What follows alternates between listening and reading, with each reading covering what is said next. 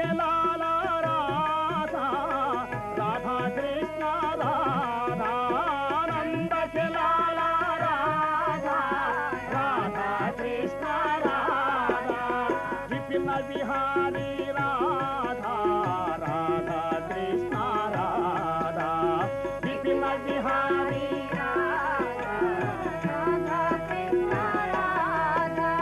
కుంజ విహారీ రాధా రాధా కృష్ణ రాధా కుంజ విహారీ రాధా రాధా కృష్ణ రాధా కృష్ణ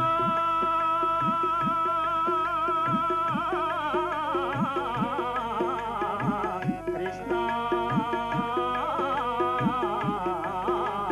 రాధా రాధా కృష్ణ రాధా రాధా రాధా కృష్ణ రాధా గోకులమాల రాధా రాధా కృష్ణ రాధా గోకులమాల రాధా రాధా కృష్ణ రాధా శ్రీకృష్ణ గోవింద హరే మురారే శ్రీకృష్ణ గోవింద హరే మురారే హే నాథ నారాయణ వాసుదేవా హే నాథ నారాయణ వాసుదేవ కృష్ణ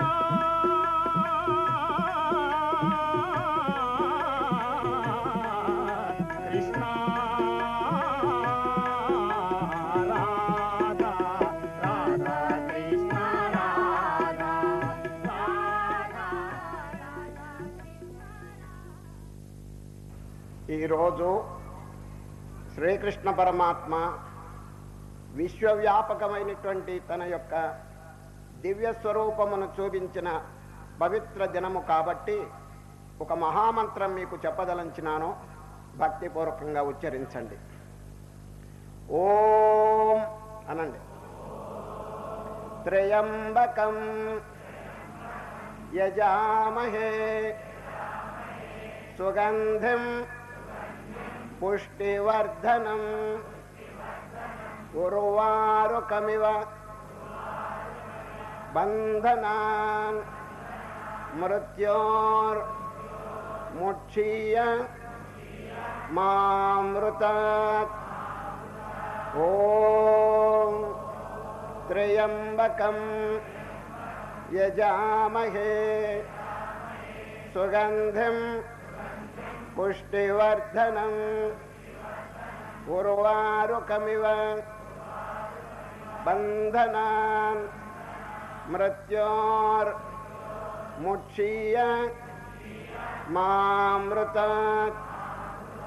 ఓం త్రయంబకం యజామహే సుగంధిం పుష్టివర్ధనం ఉర్వారుకమివ బంధనాన్ మృత్యోర్ముక్షీయ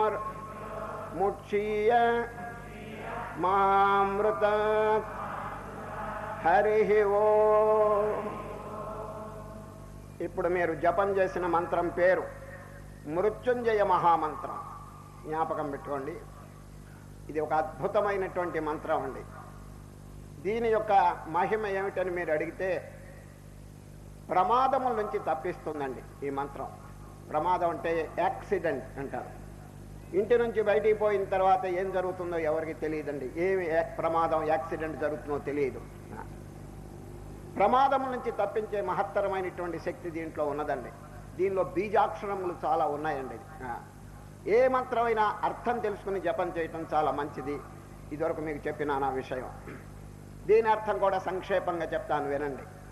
త్రయంబకం, 3 నేత్రములు కలిగిన ఓ పరమశివ, మిమ్మల్ని మేము యజామహే ఆరాధిస్తున్నాము. సుగంధిం పుష్టివర్ధనం, విశేషణములు ఎవరికి? ఆ పరమశివునికి. సుగంధిం అంటే సుగంధయుక్తులు లేక ఉత్తమ సంస్కారములతో కూడినటువంటి వారు. పుష్టివర్ధనం, ప్రాణుల యొక్క శక్తిని బలమును అభివృద్ధి చేసే మహనీయులు తమరు.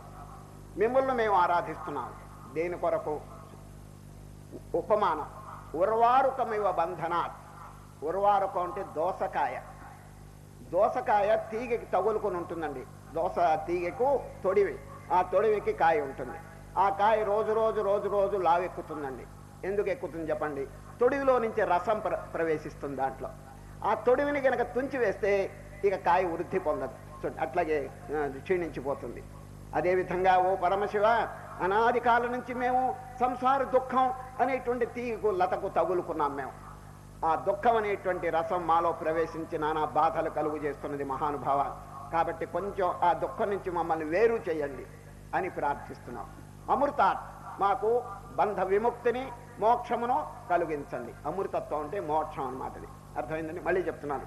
త్రయంబకం యజామహే, 3 నేత్రములు కలిగినటువంటి పరమశివుని మేము ఆరాధిస్తున్నాము. వారు సుగంధం, చక్కని సంస్కారములతో కూడిన వారు, సుగంధయుక్తులు, పుష్టివర్ధనం, ప్రాణుల యొక్క శక్తిని బలమును అభివృద్ధి చేసేటువంటి వారు.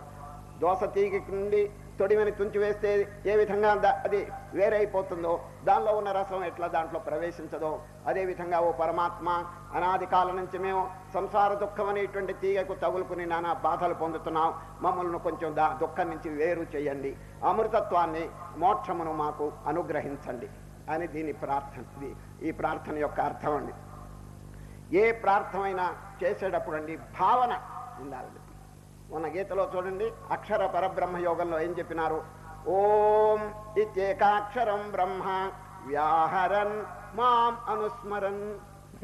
వ్యాహరన్ ఉచ్చరిస్తూ, అర్జున ఓంకారాన్ని ఉచ్చరిస్తూ, మాం అనుస్మరన్, అధిష్టానమైనటువంటి నన్ను చింతన చేయండి. కనుక ఏ మంత్రం వచ్చినప్పుడు మంచిదే, కానీ అర్థమును భావించడం అనేది చాలా ఉత్తమమైనటువంటిదండి. ఆ భావన చేసుకుంటూ మంత్ర జపం చేయటం అది నేర్చుకోవాలి, అభ్యాసం చేయాలి. కేవలం ఊరికే మంత్ర నోటితో ఉచ్చరించినంత మాత్రం చేత కొంత పుణ్యం వస్తుంది, కానీ మోక్షం రావాలంటే దాన్ని మననం చేయాలి. ఆ భావాన్ని చక్కగా మననం చేయాలి. ఇప్పుడు ఎక్కడున్నాం చెప్పండి? భగవద్గీతలో మనం భక్తి షట్కంలో ఉన్నాం. అది 11. రేపు భక్తి యోగం కూడా భక్తి షట్కానికి చెందిందే. దాంతో భక్తి షట్కం పూర్తయిపోతుందండి 6 అధ్యాయములు. 13వ అధ్యాయం దగ్గర నుంచి అద్భుతమైనటువంటి ఆత్మవిచారణ. కర్మ భక్తిని గురించి చాలా మందికి పరిచయం ఉందండి, కానీ జ్ఞానమును గురించిన పరిచయం లేదు. అది ముఖ్యంగా మనం తెలుసుకోవలసినటువంటి విషయం అండి. నిష్కామ కర్మ చేయటంలో కూడా పెద్ద కష్టం లేదు, భక్తిని మనం అభ్యసించాలన్నా కూడా పెద్ద కష్టం లేదు, కానీ జ్ఞాన విచారంలో ప్రవేశించి అనుభూతిని పొందటంలో కొంత ప్రయాసం ఉంటుందండి. ఎందుకు అని మీరు అడగచ్చు. అనేక జన్మల నుంచి నెగిటివ్ అట్మాస్ఫియర్ బాగా ప్రవేశించిందండి హృదయంలో. నెగిటివ్ అంటే ఏమిటి? క్యారెక్టర్ చాలా హోప్లెస్గా తయారైపోయిందండి. చరిత్ర శుద్ధి లేదండి, మనశుద్ధి, హృదయ శుద్ధి లేదు, ఇంద్రియములు ఇష్టం వచ్చినట్టు చెలరేగుతున్నాయి. అందుచేత ఈ ఏకాగ్రత కానీ నిర్మలత్వం కానీ లేదండి. అర్థం 2 దోషాలు ఉన్నాయండి. మురికి, దుమ్ము చేత కప్పబడింది, కదులుతున్నది.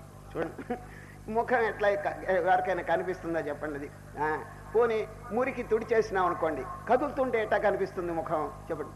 2 కదలకుండా ఉండటం ఒకటి, మురికి లేకుండా ఉండటం ఒకటి. ఈ విధంగా 2 గనక మనం ఏర్పాటు చేసుకుంటే అద్దంలో ముఖం అనేది స్వచ్ఛంగా కనిపిస్తుందండి. అద్దం అంటే ఏమిటి చెప్పండి? మన మనస్సు. ఆ మనస్సు అనేది అనేక జన్మల నుంచి అపవిత్రతను కూడగట్టుకుందండి. అది దోషములు, అనేక దుస్సంస్కారములు, దుర్వృత్తులు, దుర్గుణాలు, దుర్వాసనలు, వీటితో నిండి నిబిడీకృతం అయిపోయింది. ఇక భగవంతుడు అధిష్టానం దగ్గరగానే ఉన్నాడండి. Nearest, God is nearest. కానీ అది కూడా సరి అయిన పదం కాదండి. దేవుడు దగ్గరగా ఉన్నాడని అనటం కూడా తప్పండి. ఎందుకంటే we ourselves are God. దేవుడు దగ్గరగా ఉన్నాడన్నా మనకంటే వేరుగా ఉన్నట్టు లెక్కే కదా. తప్పండి. మన స్వరూపంగానే ఉన్నాడండి భగవంతుడు. అహం బ్రహ్మాస్మి. మరి ఇంత దుఃఖం ఎందుకు పొందుతున్నాడు వాడు చెప్పండి? అవివేకం, ఇగ్నరెన్స్, అజ్ఞానం. ఈ అజ్ఞానమును పోగొట్టడానికి రేపు 13వ అధ్యాయం దగ్గర నుంచి శ్రీకృష్ణ పరమాత్మ అద్భుతమైనటువంటి విచారణ మనకు బోధిస్తాడండి. కాబట్టి అది కాలేజ్ కోర్స్. ఇప్పుడు మనం ఎక్కడున్నామంటే హై స్కూల్ కోర్సులో ఉన్నామండి. ఎలిమెంటరీ కోర్సు పూర్తి చేసినామండి. ఆ కాలేజ్ కోర్సు పూర్తి అయిన తర్వాత మనకి సర్టిఫికేట్ వస్తుందండి. Will become graduate. దాంతో ఈ ఆధ్యాత్మిక విద్యాభ్యాసం పూర్తి అయిపోతుంది. చక్కగా మనకి అనుభూతి కలుగుతుంది. మోక్షం అనేటువంటిది మనం కరతలామలకు అయిపోతుందండి. ఈ విద్య యొక్క ప్రయోజనం ఏమిటని ఎవరైనా అడిగితే ఇది పరోక్షమైనటువంటి ప్రయోజనం కాదండి, ప్రత్యక్షం. మీకెట్టా తెలుసున్న అడిగితే మొన్న 9వ అధ్యాయంలో ఏం చెప్పినారు చెప్పండి? ఏం చెప్పినారు? సుసుఖం కర్తుమవ్యయం రాజవిద్యా రాజగుహ్యం పవిత్రమిదముత్తమం ప్రత్యక్షావగమం ధర్మ్యం సుసుఖం కర్తుమవ్యయం. ప్రత్యక్షం, you can realise it here and now. అది దేవుణ్ణి ఎక్కడో ఇంకో లోకంలో అనుభవించటం కాదు. You can realise God here and now. అది ఇప్పుడు ఇక్కడే దేవుణ్ణి పొందవచ్చు. ఎంత అద్భుతంగా చెప్పారు చూడండి. కనుక సద్య ఫలితం, సద్య ఫలితం ఇప్పుడిప్పుడే కలిగిపోతుంది చూడండి. ప్రత్యక్షావగమం ధర్మ్యం సుసుఖం కర్తుమవ్యయం. సుసుఖం తేలిక, ఇది ఆచరించటం పెద్ద కష్టమని ఎవరు అనుకుంటున్నారు? సోమరులు, ప్రయత్నం చేయని వారు అనుకుంటారు. కానీ ప్రయత్నం చేసేవాడు ఇది పెద్ద లెక్క కాదండి. అది సరే, ప్రయత్నం చేసేటువంటి వారికి, ప్రతిరోజు అభ్యాసం చేసేటువంటి వారికి ఇది ఒక లెక్క కాదండి. ఇది ఏ కార్యమైనప్పటికీ సఫలీకృతం అయిపోతుందండి. దేని చేత? అభ్యాసం చేత, డైలీ ప్రాక్టీస్. అది సామాన్యమైన ప్రాపంచిక కార్యములోనే అభ్యాసం చేత ఎంతో ప్రావీణ్యం పొందుతున్నారు కదండి. మరి ఈ ఆధ్యాత్మిక విషయంలో కూడా ఎందుకు ప్రావీణ్యం పొందరు? తప్పకుండా పొందుతారు. Where there is a will there is a way. ధరించాలని కుతూహలం ఉంటే వాడు తప్పకుండా ప్రయత్నం చేస్తాడు. ప్రయత్నం చేస్తే వాడికి తప్పకుండా ఫలితం లభిస్తుందండి. సరే, ప్రయత్నం చేయకుండా సోమరిగా ఉంటే, ఏది సాధన చేయకుండా ఉంటే, ఒక ఆయనకండి కొడుకున్నాడండి. వాడిని స్కూల్లో వేశారు. వేస్తే వాడి పూర్వజన్మ సంస్కారం సరిగా లేక వాడు చదవటం లేదండి. చదవలేక సరిగ్గా పరీక్షలు వచ్చినాయండి. పరీక్షలు వస్తే పరీక్షలు ఎగరకొట్టి ఇంట్లో కాలు మీద కాలేసుకుని కూర్చున్నాడండి వాడు దర్జాగా. పరీక్షలు జరుగుతున్నాయండి అక్కడ స్కూల్లో. ఆ పరీక్షలు ఎగరకొట్టి ఇంట్లో నుండి కాలు మీద కాలేసుకుని దర్జాగా ఇట్లా కూర్చుంటే తండ్రి గారికి కోపం వచ్చి, ఏరా పరీక్షలు ఎందుకురా ఎగరకొట్టావని వాడు అడిగాడు. పరీక్షలకు వెళ్ళి ఏం చేయమంటావు అన్నాడండి. అవును, ఏం చేయమంటే పరీక్షలు చక్కగా రాస్తే నీవు పాస్ కావచ్చు కదరా అన్నాడు. పాస్ అయ్యి ఏం చేయమంటావు అంటాడు. పాస్ అయితే డిగ్రీ వస్తుంది కదరా, డిగ్రీ వస్తే వచ్చిన లాభం ఏంటన్నాడు. ఉద్యోగం వస్తుంది కదరా, ఉద్యోగం వస్తే డబ్బు సంపాదించవచ్చు కదా అన్నాడు. డబ్బు సంపాదిస్తే ఏమిటి జరిగేది? హాయిగా ఉండొచ్చు కదా అన్నాడు. నేను ఇప్పుడు కాలు మీద కాలు వేసుకుని హాయిగా లేను అన్నాడండి వాడు. పరమ సోమరి వాడు. చూడు, ఈ విధంగా చిన్నప్పుడు ఏమి చదవకుండా సోమరిగా ఉంటే వాడు ఎట్లా పరీక్షలు వేసుతాడు? అదేవిధంగా మనం ఎక్కడున్నాం ఇప్పుడు? ఆధ్యాత్మిక విశ్వవిద్యాలయం, యూనివర్సిటీ. ఇది ఒక యూనివర్సిటీలో మనం చదువుతున్నామండి. ఎట్లా చదవాలి చెప్పండి? ఎంతో జాగ్రత్తగా ప్రతిరోజు కూడా అభ్యాసం చేయాలి. ఈ విద్య అనేది అన్ని విద్యల కంటే ఒక విలక్షణమైనటువంటి విద్య. ఎందుకో తెలిసిన, అన్ని విద్యలు ఈ జన్మకి సంబంధించినటువంటివి. ఈ విద్య ఉన్నదే అనేక జన్మల నుంచి సంబంధించినటువంటి విషయం అండి. ఎన్ని జన్మల నుంచో వాడు నెగిటివ్ అట్మాస్ఫియర్ని సంపాదించుకుంటున్నాడు. వాడు అసుర ప్రవృత్తులు. దాన్ని పోగొట్టాలంటే ఎంత కష్టం చూడండి. ఇప్పుడు -5 ఉన్నదనుకో, -5 దాన్ని పోగొట్టాలంటే +10. చూడండి, +10 వాడు సంపాదించి తీరాల్సిందే, లేకపోతే -5 పోదండి. రుణం చేసినటువంటి వాడికి శాంతి కలగాలంటే ధనం సంపాదించాలి, వేరే దారి లేదండి. రుణం అంటే ఏమిటి? పాపం అనేక జన్మల నుంచి సంపాదించాడు. ఇప్పుడు పుణ్యం అనేటువంటి దాని చేత పాపం భస్మీభూతం అవుతుందని కృష్ణ పరమాత్మ ఘంటాపదంగా చెప్పారు. ఎవరు దిగులు పడవలసిన పని లేదు. పాపం చెయ్యమని కాదండి, ఏదో తెలిసో తెలియకో గ్రహపాటో ఏ పాటో ఏదో పూర్వం చేశాడు అనుకోండి, బురదలో కాలు పెట్టాడు, ఏడుస్తూ కూర్చుంటే ఎట్లా చెప్పండి? కడుక్కోవాలి, మరల బురదలో కాలు పెట్టకూడదు. అదండి మనం చేయవలసిన పని. ఏదో పొరపాటున బురదలో కాలు పెట్టాడు, ఇంకా ఏడుస్తూ కూర్చుంటే ఎట్లాగండి? పాపం చేసినాడు, ఇప్పుడు ఏం చేయాలి? కడుక్కోవాలి. పుణ్యం దేని చేత? పుణ్యం అనే దాని చేత కడిగి మరల పాపంలో ఏలు పెట్టకూడదు. భగవద్గీతలో ప్రమాణం చెప్తున్నాను, ఏషాం త్వంతగతం పాపం జనానాం పుణ్యకర్మణాం. చూడు, పుణ్యకార్యముల చేత పాపం పోగొట్టుకోవాలి. చక్కని ఒక అథారిటీ మనకి ఇచ్చినాడండి.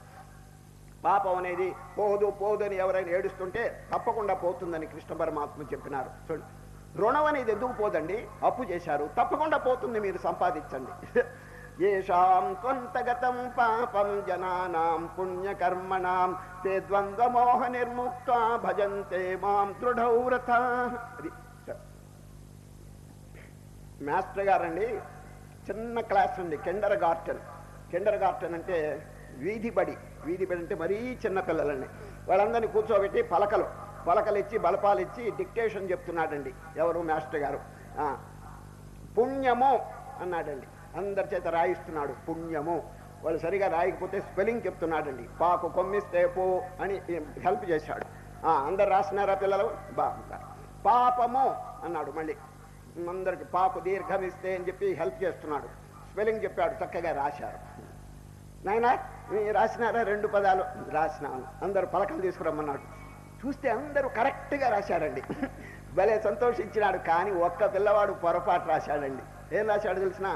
పాపము అంటే పాము అని రాశాడండి వాడు. పాము అని రాశాడండి. ఏరా పాపము రాయమంటే నువ్వు పాము ఎందుకు రాశావంటే, సార్ 2 ఒకటే అన్నాడండి వాడు. పాము పాపము ఒకటి ఎట్లా అవుతుందిరా అన్నాడు. సార్ పాము కరిస్తే ఒక్క శరీరం చస్తుంది, పాపము కరిస్తే జన్మాంతరం పుడుతూ చస్తూ ఉంటాడు అన్నాడండి వాడు. మరి వాడెక్కడ వేదాంతం నేర్చుకున్నాడు కానీ ఎంత చక్కగా చెప్పాడు సార్. పాము కరిస్తే ఒక్క శరీరం చస్తుంది, పాపము కరిస్తే ఎన్ని జన్మలో పుడుతూ చస్తూ ఉంటాడు. పాపం అనే దాని యొక్క ఫలితం దుష్ఫలితం. ఈ జన్మలోనే పూర్తి కాదండి, ఎన్ని జన్మలో వస్తాయండి వాడికి. మళ్ళీ పుట్టడం చావటం ఈ దౌర్భాగ్యం అంతా అనుభవిస్తుంది. కాబట్టి రిమూవ్ సిన్. అది పాపం అనేది కంప్లీట్గా పోతే తప్ప మనం నిద్రపోకూడదండి. అది హృదయంలో పాపం ఎటువంటిదంటే ఒక పాము వంటిదండి. అది పాము కనుక దగ్గర పెట్టుకుంటే ఎంత ప్రమాదం చెప్పండి.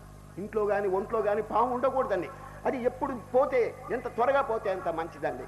అదేవిధంగా పాపం అనేటువంటిది పరిశోధన చేసుకుని హృదయంలో ఏదైనా దోషం, ద్వేషం, పాపం, అసూయ ఇటువంటిది కనుకుంటే వెంటనే దాన్ని తెరవేయటం చాలా మంచిదండి. ఇప్పుడు మనం ఎక్కడున్నాం చెప్పండి? భక్తి షట్కంలో. ఈ భక్తి షట్కం ఇంకొక అధ్యాయంతో పరిసమాప్తం అవుతుంది. ఇప్పుడు ఒక్క విషయం ఆలోచించి నేను అధ్యాయంలో ప్రవేశిస్తాను. ఏమిటంటే, ఈ భక్తి మార్గంలో అనేక మంది మహనీయులు ఉన్నారు.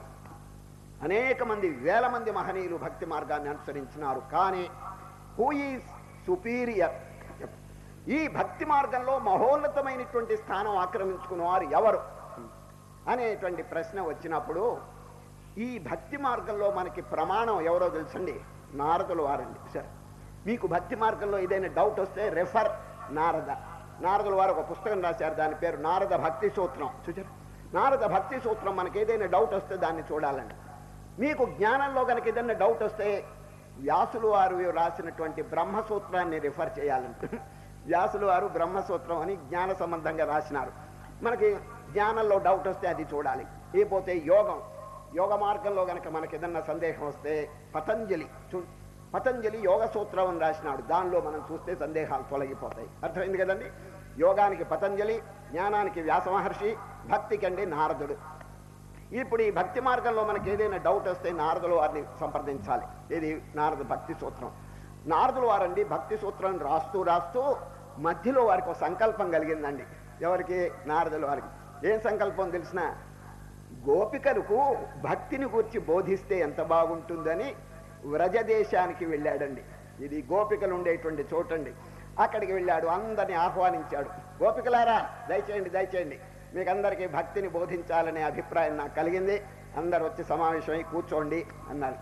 అందరూ వచ్చి కూర్చున్నారు. కానీ అందరూ ఒక్క ప్రార్థన చేశారు. నారద మహర్షి గారు, మాకందరికీ భక్తిని కూర్చి బోధించాలని మీరు చెప్పినారు, చాలా బాగుంది. కానీ చూడండి, గోపికలు చెప్తున్నారు, అంత బాగుంది కానీ వినే అవకాశం మాకు తక్కువ అండి.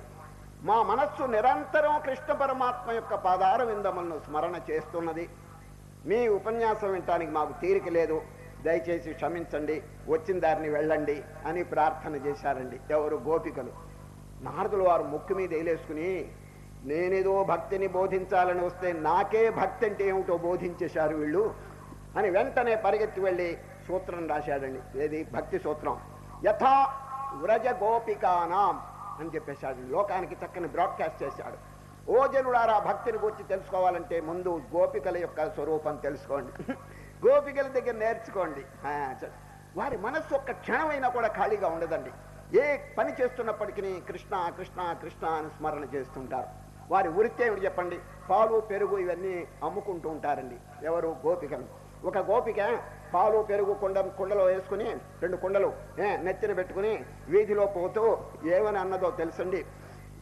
విక్రేతు కామాకెల గోపకన్య మురారి పాదాంబుజ చిత్త వృత్తి దధ్యాధికం మోహవశాదవోచత్ గోవింద దామోదర మాధవేతి. ఏమండి, ఎవరికైనా పాలు పెరుగు కావాలని కదా కేక వేయాలి. ఆ అమ్మగారండి అట్లా కేక వేయటం లేదండి. ఎవరికైనా గోవిందుడు కావాలన్నా, ముకుందుడు కావాలన్నా, మురారి కావాలన్నా అని కేకలు వేస్తున్నది. చూడండి, విక్రేతు కామాకిల గోపకన్య మురారి పాదాంబుజ చిత్తవృత్తి. వారి మనస్సు ఎక్కడుంది? పాల మీద లేదు, పెరుగు మీద లేదు. మురారి పాదాంబుజ చిత్తవృత్తి. కనుక ఏం చేస్తున్నారు? దధ్యాధికం మోహవశాదోచత్ గోవింద దామోదర మాధవేతి. గోవింద దామోదర మాధవ అని చెప్పి కేకలు వేసుకుంటూ వాళ్ళు అమ్ముకుంటున్నారండి. కనుకనే ఈ విషయం గమనించి నారదులు వారండి ఫస్ట్ మార్క్ ఇచ్చాడండి. ఎవరికి? గోపికలకి. ఈ భక్తిలో మహోన్నతమైనటువంటి స్థానాన్ని ఆక్రమించుకున్నారు గోపికలు అని ఆ గోపికల దగ్గర నేర్చుకోండి ఆ భక్తిని సూత్రం కూడా రాసి పెట్టేశాడు. యథా వ్రజ గోపికానాం అని నారద భక్తి సూత్రంలో సూత్రం అనేది. కనుక ఇప్పుడు ఈ భక్తి మార్గంలో మనం ఉన్నాం కాబట్టి ఏమండి భక్తి అంటే ఎటువంటిదో వారి యొక్క చరిత్ర కనుక చూస్తే మనకు తెలుస్తుందండి. ఇతరమైనటువంటి కార్యక్రమాలన్నీ వదిలిపెట్టి ఒకే వస్తువుని ధ్యానించటం పేరు అనన్య భక్తి. అనన్య. ఈ రోజు కూడా ఆ పదం వస్తుందండి. ఈ అధ్యాయం 11వ అధ్యాయం చివర ఒక ప్రశ్న వస్తుందండి. విశ్వరూపం చూపిస్తారు కదా, ఈ విశ్వరూపం కేవలం అర్జునుడేనా, ఇంకెవరైనా చూడగలరా అనే ప్రశ్న వచ్చిందండి. వస్తే కృష్ణ పరమాత్మ ఆయన ఎనీబడి కెన్ సీ, ఎవరైనా చూడవచ్చునని చెప్పి ఘంటాపదంగా చెప్పేశాడండి. నాహం వేదై న తపసా న దానేన న చేజ్యయా శక్య ఏవం విధో ద్రష్టుం దృష్టవానసి మాం యథా. దేనివల్ల చూడగలరు? భక్త్యా త్వనన్యయా శక్య అహమేవం విధోర్జున. అనన్యమైన భక్తి. ఎవరికైనా అనన్యమైన భక్తి ఉంటే వారు చక్కగా చూడగలరు. అనన్య ఏమిటి దాని అర్థం? అన్యము కానిది. ఇతరమైనటువంటి దృశ్య వస్తువులు ఇవన్నీ కలవకూడదండి. కేవలం కాన్సన్ట్రేటెడ్ మైండ్. అది అన్యమైన సంకల్పం ఏది లేకుండా ఒక్క భగవంతుని యొక్క పదార విందములందు కనుక మనస్సు లగ్నమైతే దాని పేరు అనన్య భక్తి. ఇప్పుడు అందరికట్ట లేదే, ఇటు పరిగెత్తుతుంది మనస్సు, అటు పరిగెత్తుతుంది, కాన్సన్ట్రేషన్ లేదండి. అది అందుచేత అది అనన్య భక్తి కాదు. ఒకే స్వరూపాన్ని ఎడతెగకుండా తైలధార వలె గనక చక్కగా ఏకాగ్రంగా చింతన చేస్తుంటే అది అనన్య భక్తి. ఈ అనన్య భక్తి వల్ల ఎవరైనప్పటికీ కెన్ సీ ఆర్ రియలైజ్ విశ్వరూప, తప్పకుండా చూడగలరని శ్రీకృష్ణ పరమాత్మ హామీ ఇస్తున్నాడండి. ఇప్పుడు మహాపవిత్రమైనటువంటి ఒక అధ్యాయం విశ్వరూప సందర్శన యోగంలో మనం ప్రవేశిస్తున్నాం. 18 అధ్యాయాలు భగవద్గీత ఉంటే ఒక్క అధ్యాయంలోనండి దృశ్యం ఈ విశ్వరూపం చక్కగా మనకి చూపిస్తున్నారండి. 17 అధ్యాయములు బోధలు, బోధకి సంబంధించింది. ఇది మాత్రం దర్శనం, ప్రత్యక్షంగా చూపిస్తున్నారండి సార్. కనుకనే దీనికి గొప్ప మహత్వం ఉన్నదండి. ఎందుకంటే డైరెక్ట్గా భగవంతుడు చూపించినటువంటిది. దీని యొక్క అసలు ఎందుకు ఇది చూపవలసి వచ్చిందంటే ప్రపంచంలో నుండి దేవుని కూర్చున్నటువంటి భావన అందరికీ సరిగా లేదండి. దేవుడు ఏదో ఒక లిమిటెడ్గా ఒక చిన్న రూపం, ఒక మూర్తి, ఒక విగ్రహం, ఒక పటం, ఇదేండి అందరికీ చాలా మందికి తెలిసిన విషయం.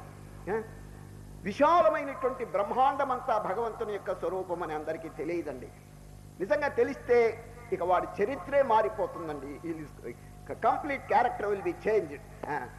ఇదివరకు కఠినమైనటువంటి హృదయం కలిగిన వాడు ఇప్పుడు ప్రేమ, దయ, కరుణ, పరోపకారం కలిగి ఉంటాడు. ఎందుకు చెప్పండి? ఈ శరీరంలో ఇన్ని అవయవాలుంటే ఎంత ప్రేమ చూపించుకుంటాయి చెప్పండి. ఈ చెయ్యి వచ్చి ఈ చెయ్యికి ఎంత సహాయపడుతుంది? కంట్లో ఏదన్నా నలకబడితే ఈ చెయ్యి వచ్చి నెమ్మదిగా తీసేస్తున్నదే, కానీ కాలికి వెళ్ళిన ముళ్ళు గుచ్చుకుంటే ఇతర అవయవాలు వచ్చి దానికి సహాయపడుతున్నాయి. ఒకరికొకరు ఐకమత్యంగా ఈ శరీరంలో ఎంత సహాయపడుతున్నాయి చూడండి. అది భిన్నత్వం ఉన్నది. ఈ చెయ్యి వేరు, ఈ చెయ్యి వేరు, కాలు వేరు, అన్ని అవయవాలు వేరు, కానీ although there is diversity there is unity. అది ఏకత్వం అనేది మన శరీరంలో ఎట్లా ఉన్నదో ఈ సమష్టిలో కూడా అనేక, ఇప్పుడు చూడండి, పురుషులు వేరు, స్త్రీలు వేరు, జంతువులు వేరు, రాక్షసులు వేరు, దేవతలు వేరు, పశుపక్ష్యాదులు వేరు, రకరకాలుగా కనిపిస్తున్నాయి. కోటాను కోట్ల మంది ప్రాణులు. ఏమండి, ఒక ప్రాణిని ద్వేషించి, ఒక ప్రాణిని బాగా కత్తిపెట్టి కోసి మన జిహ్వా చాపల్యం కోసం ఒక ప్రాణిని భోజనం చేస్తుంటే దానికి ఏమైనా అర్థం ఉందా చెప్పండి? అది కేవలం మన శరీర పోషణ కోసం ఎన్ని ప్రాణులు నాశనం అయిపోతున్నాయో మన కళ్ళారా మీరు చూస్తున్నారు కదండి. అది ఇదేనండి మా ప్రాణి భగవంతుని యొక్క సేవ ఎట్లా అవుతుంది చెప్పండి. ఇది నారాయణుడు ఎక్కడున్నాడు చెప్పండి? సమస్త ప్రాణికోట్లను కూడా వ్యాపించున్నాడని ఊరికే పుస్తకాలు చదవటమే కానీ నిత్య జీవితంలో దాన్ని ట్రాన్స్లేట్ చేయటం లేదండి మనం. ఇటువంటి అధ్యాయములు కనుక మనం చక్కగా అర్థంతో సహా కనుక చదివితే our complete character will be changed immediately. ఎందుకంటే ఒక ప్రాణిని మనం బాధ చేస్తే ఆ బాధ ఎవరి బాధ? భగవంతుని మనం బాధ చేసినట్టు. పూజ చేసేటప్పుడు కానీ సంధ్యావందనం చేసేటప్పుడు కానీ ఒక మంత్రం ఉందండి. ఏ మంత్రం వినండి. ఆకాశాత్ పతితం తోయం యథా గచ్చతి సాగరం సర్వదేవ నమస్కారః కేశవం ప్రతిగచ్చతి. ఆకాశం మీద పడినటువంటి నీళ్లన్నీ ఎట్లా నదీ రూపంగా సముద్రంలో కలిసిపోతున్నాయో ఏ దేవుడికి దండం పెట్టినా పరమాత్మకి చెందుతుంది అని ఉందండి. దానికి సర్వదేవ నమస్కారః కేశవం ప్రతిగచ్చతి. ఈ వాక్యం విని ఒక ఆయన సూచన చేసినాడు, ఇంకొక చిన్న మంత్రం కూడా ఉంటే బాగుంటుంది దాని పక్కనే. ఏమిటన్నా? సర్వజీవ తిరస్కారః కేశవం ప్రతిగచ్చతి అన్నాడు. ఏ జీవిని ద్వేషించినప్పటికీ అది కూడా భగవంతునికి చెందుతుంది అని రాస్తే బాగుండునే అన్నాడు. చూడండి ఎంత చక్కగా సలహా ఇచ్చాడు. చూడండి, కేవలం ఏ దేవుడికి దండం పెట్టినా భగవంతుడికి చెందుతుందనేది కాకుండా ఏ జీవిని మనం బాధించినప్పటికీ ఆ అపచారం దేవుడికి చెందుతుంది. సరే, అది కనుక తెలుసుకుంటే ఇంకా ఏ ప్రాణికి బాధ చేస్తాడో చెప్పండి, లేదు కదా. ప్రేమ దయ ఇవన్నీ కలిగి ఉంటాడండి. కనుక ఉపనిషత్తులన్నీ ఘోషిస్తున్నాయి. చూడండి, యస్మిన్ సర్వాణి భూతాని ఆత్మైవ భూద్విజానత తత్ర కో మోహ కశోక ఏకత్వమనుపశ్యతః. ఈశావాస్య ఉపనిషత్తు. ఉపనిషత్తులు కూడా కొంచెం బాగా చదవటం చాలా మంచిదండి. ఎందుకంటే మనకున్నటువంటి శాస్త్ర ప్రమాణాల్లో హయ్యెస్ట్ అథారిటీ ఉపనిషత్తు అండి. తక్కినవి శాస్త్రములండి, తర్వాత వచ్చే అథారిటీస్ చూడండి ప్రమాణాలు. హయ్యెస్ట్ అథారిటీ మనకు దాదాపు సుప్రీం కోర్ట్ అండి. సుప్రీం కోర్ట్ ఎంత గొప్ప అథారిటీ మనకి ఇది కేసుల్లో. ఉపనిషత్తులు అటువంటి అథారిటీ అండి, దాని తిరుగులేదండి. That judgment is final. ఉపనిషత్తులు 108 ఉన్నాయండి. 108కి తాత్పర్యాలు రాసినటువంటిది ఎక్కడ నేను చూడలేదండి ఇది. కనుక ఆ 108 యొక్క భావాలన్నీ గ్రంథ రూపంగా ఉంటే బాగుండని 108 ఉపనిషత్తులు ఒక గ్రంథ రూపంగా చేసి దాంట్లో ముఖ్యమైనటువంటి మంత్రాలకి తాత్పర్యం రాసి ఉన్నదండి. దాని పేరు ఉపనిషత్ రత్నాకరం. దానిలో ఒక్కొక్క ఉపనిషత్తులో ఎంత అమోఘమైనటువంటి విషయాలు చెప్పబడ్డంటే నేను నోటితో చెప్పడం కాదండి. అది కనుక బాగా చింతన చేస్తుంటే జీవితమే మారిపోతుందండి. అది చూడండి, ఒక మంత్రం చెప్తాను. మొదటి ఉపనిషత్తు, యస్మిన్ సర్వాణి భూతాని ఆత్మైవా భూద్విజానతః తత్ర కో మోహ కశోక ఏకత్వమనుపశ్యతః. బ్రహ్మాండమంతా యూనిటీ, ఒకే స్వరూపం అని తెలుసుకుంటే ఎవరి మీద అసూయ అడుగుతున్నాడు. చూడండి ఉపనిషత్కారు, ఎవరి మీద ద్వేషం, ఎవరి మీద రోషం, ఎవరిని కొడతావు, ఎవరిని తిడతారు చెప్పండి. అంతా ఒకే స్వరూపం అని తెలిసినప్పుడు ఇంకా ఎవరిని బాధిస్తారు. కాబట్టి his character will be completely change, మారిపోతుందండి. కనుక ఈ విశ్వరూపం కూడా అందుకేనండి చూపించేది. సరే, అర్జునుడు గారు ప్రశ్న అడుగుతారు. ఇప్పుడు ఈ అధ్యాయంలో మొట్టమొదట కృష్ణుడు చెప్పరండి, అర్జునుడు గారు తన యొక్క అనుభవాన్ని వెల్లడిస్తున్నారు. ఈ అధ్యాయంలో ఏ విధంగా వెల్లడిస్తున్నారో చూడండి. కృష్ణ, నా మీద అనుగ్రహం చేత మీరు చక్కగా బోధ చేస్తున్నారు. ఇప్పటికి ఎన్ని అధ్యాయాలైనవి చెప్పండి? 10 కదండి. అంటే 10 ఔన్సులు మంది తాగారండి. ఎవరు? అర్జునుడు. నా రోగం, నా మోహం, నా యొక్క సంశయములన్నీ కూడా దూరీకరింపబడినని ఇప్పుడే చెప్పేస్తున్నారండి. సామాన్యంగా అందరూ చెప్తారు 18 ఔన్సులు మందు తాగితే 18 అధ్యాయములు వింటే అర్జునుడి యొక్క సంశయములు తొలగిపోయినాయని జనరల్గా చెప్తుంటారు. దానికి ప్రమాణం ఉన్నదండి. ఎక్కడ? చివరి అధ్యాయంలో, నష్టో మోహ స్మృతిర్లబ్ధ త్వత్ప్రసాదాన్మయాచ్యుత స్థితోస్మి గత సందేహ కరిష్యే వచనం తవ. ఇదండి ప్రమాణం. అర్జునుడు డైరెక్ట్గా చెప్పేసినాడు, నా మోహం, నా సంశయములు, నా యొక్క అజ్ఞానం ఇవన్నీ కూడా పోయినాయి అని చెప్పి ఘంటాపదంగా చెప్పేశాడు. ఎవరు? అర్జునుడు. కానీ 10 ఔన్సులు, ఇంతవరకు 10 అధ్యాయాలు అయినాయండి. 10 ఔన్సులు మందు తాగాడు. వెంటనే అర్జునుడు గారు తన అనుభవాన్ని వెల్లడిస్తున్నారు ఈ అధ్యాయం మొదట్లో. చూడండి, కృష్ణ, నా మీద అనుగ్రహం చేత ఏం మీరు బోధ చేసినారో 10 అధ్యాయములు, దాన్ని వినంగానే నా సంశయములు దూరీకరింపబడిని, నా యొక్క మోహం, నా యొక్క సందేహములన్నీ కూడా తొలగింపబడ్డాయని చక్కగా తన యొక్క అనుభూతిని వెల్లడిస్తున్నాడు. చూడండి, మదనుగ్రహాయ పరమం గుహ్యమధ్యాత్మ సంజితం యత్వయోక్తం వచస్తేన మోహోయం విగతో మమ. ప్లీజ్ అండర్లైన్, మోహోయం విగతో మమ. మమ మోహ విగత. విగత అంటే నశించిపోయింది, మోహం అంటే అజ్ఞానం. ఎంత డైరెక్ట్గా చెప్పేసినాడు చూడండి. అందరికీ ఏదో 18 అధ్యాయములు విన్న తర్వాత వీరి మోహం పోయిందని చెప్పి అనుకుంటుంటే 10 అధ్యాయములకే అర్జునుడు గారు డైరెక్ట్గా చెప్పేస్తున్నాడు. My ignorance is gone, my doubts are cleared అని చెప్పి చక్కగా చెప్పేస్తున్నారని చూచారండి. కనుక దీన్ని బట్టి మనం ఏం తెలుసుకోవాలి? ఈ medicine how much potential this medicine, Bhagavad Gita అనేటువంటి మందు, భవరోగానికి మందు ఎంత శక్తివంతమైందో మనం కొంచెం ఆలోచించండి. అది ఇచ్చినటువంటి డాక్టర్ గారు ఎంత గొప్పవాడో ఆలోచించండి. ఎవరు డాక్టరు చెప్పండి? కృష్ణ పరమాత్మ. వారెంత గొప్పవారు, మందు ఎంత గొప్పది, సేవించిన వారు ఎంత అనుపానంతో జాగ్రత్తగా సేవించినారో అది కూడా మీరు ఆలోచించండి. కనుకనే ఇమ్మీడియట్ ఎఫెక్ట్ వచ్చేసిందండి. కొందరు మందు సరిగా పథ్యం ప్రకారం వాళ్ళు చేయరండి, ఏదో రకరకాలుగా, వారికి రోగం సరిగా పోదండి. అది అట్లా కాదే, అర్జునుడు ఎంతో పథ్యం దాన్ని జాగ్రత్తగా దాన్ని వాడుకున్నారండి. వారు చెప్పినటువంటి బోధను నిత్య జీవితంలో బాగా చింతన చేసుకుంటూ జాగ్రత్తగా దాన్ని ఆచరణలో పెట్టారు. వెంటనే వారికి పోయింది ఏది? ఈ మోహం అనేటువంటిది. కనుకనే మదనుగ్రహాయ పరమం గుహ్యమధ్యాత్మ సంహితం యత్వయోక్తం వచస్తేన మోహోయం విగతో మమ. ప్లీజ్ అండర్లైన్, మోహోయం విగతో మమ. మై ఇగ్నరెన్స్ ఇస్ గాన్ అని చెప్పి ఘంటాబద్ధంగా చెప్పేసినాడండి. ఇది ఎప్పుడు సంభవిస్తుంది చెప్పండి?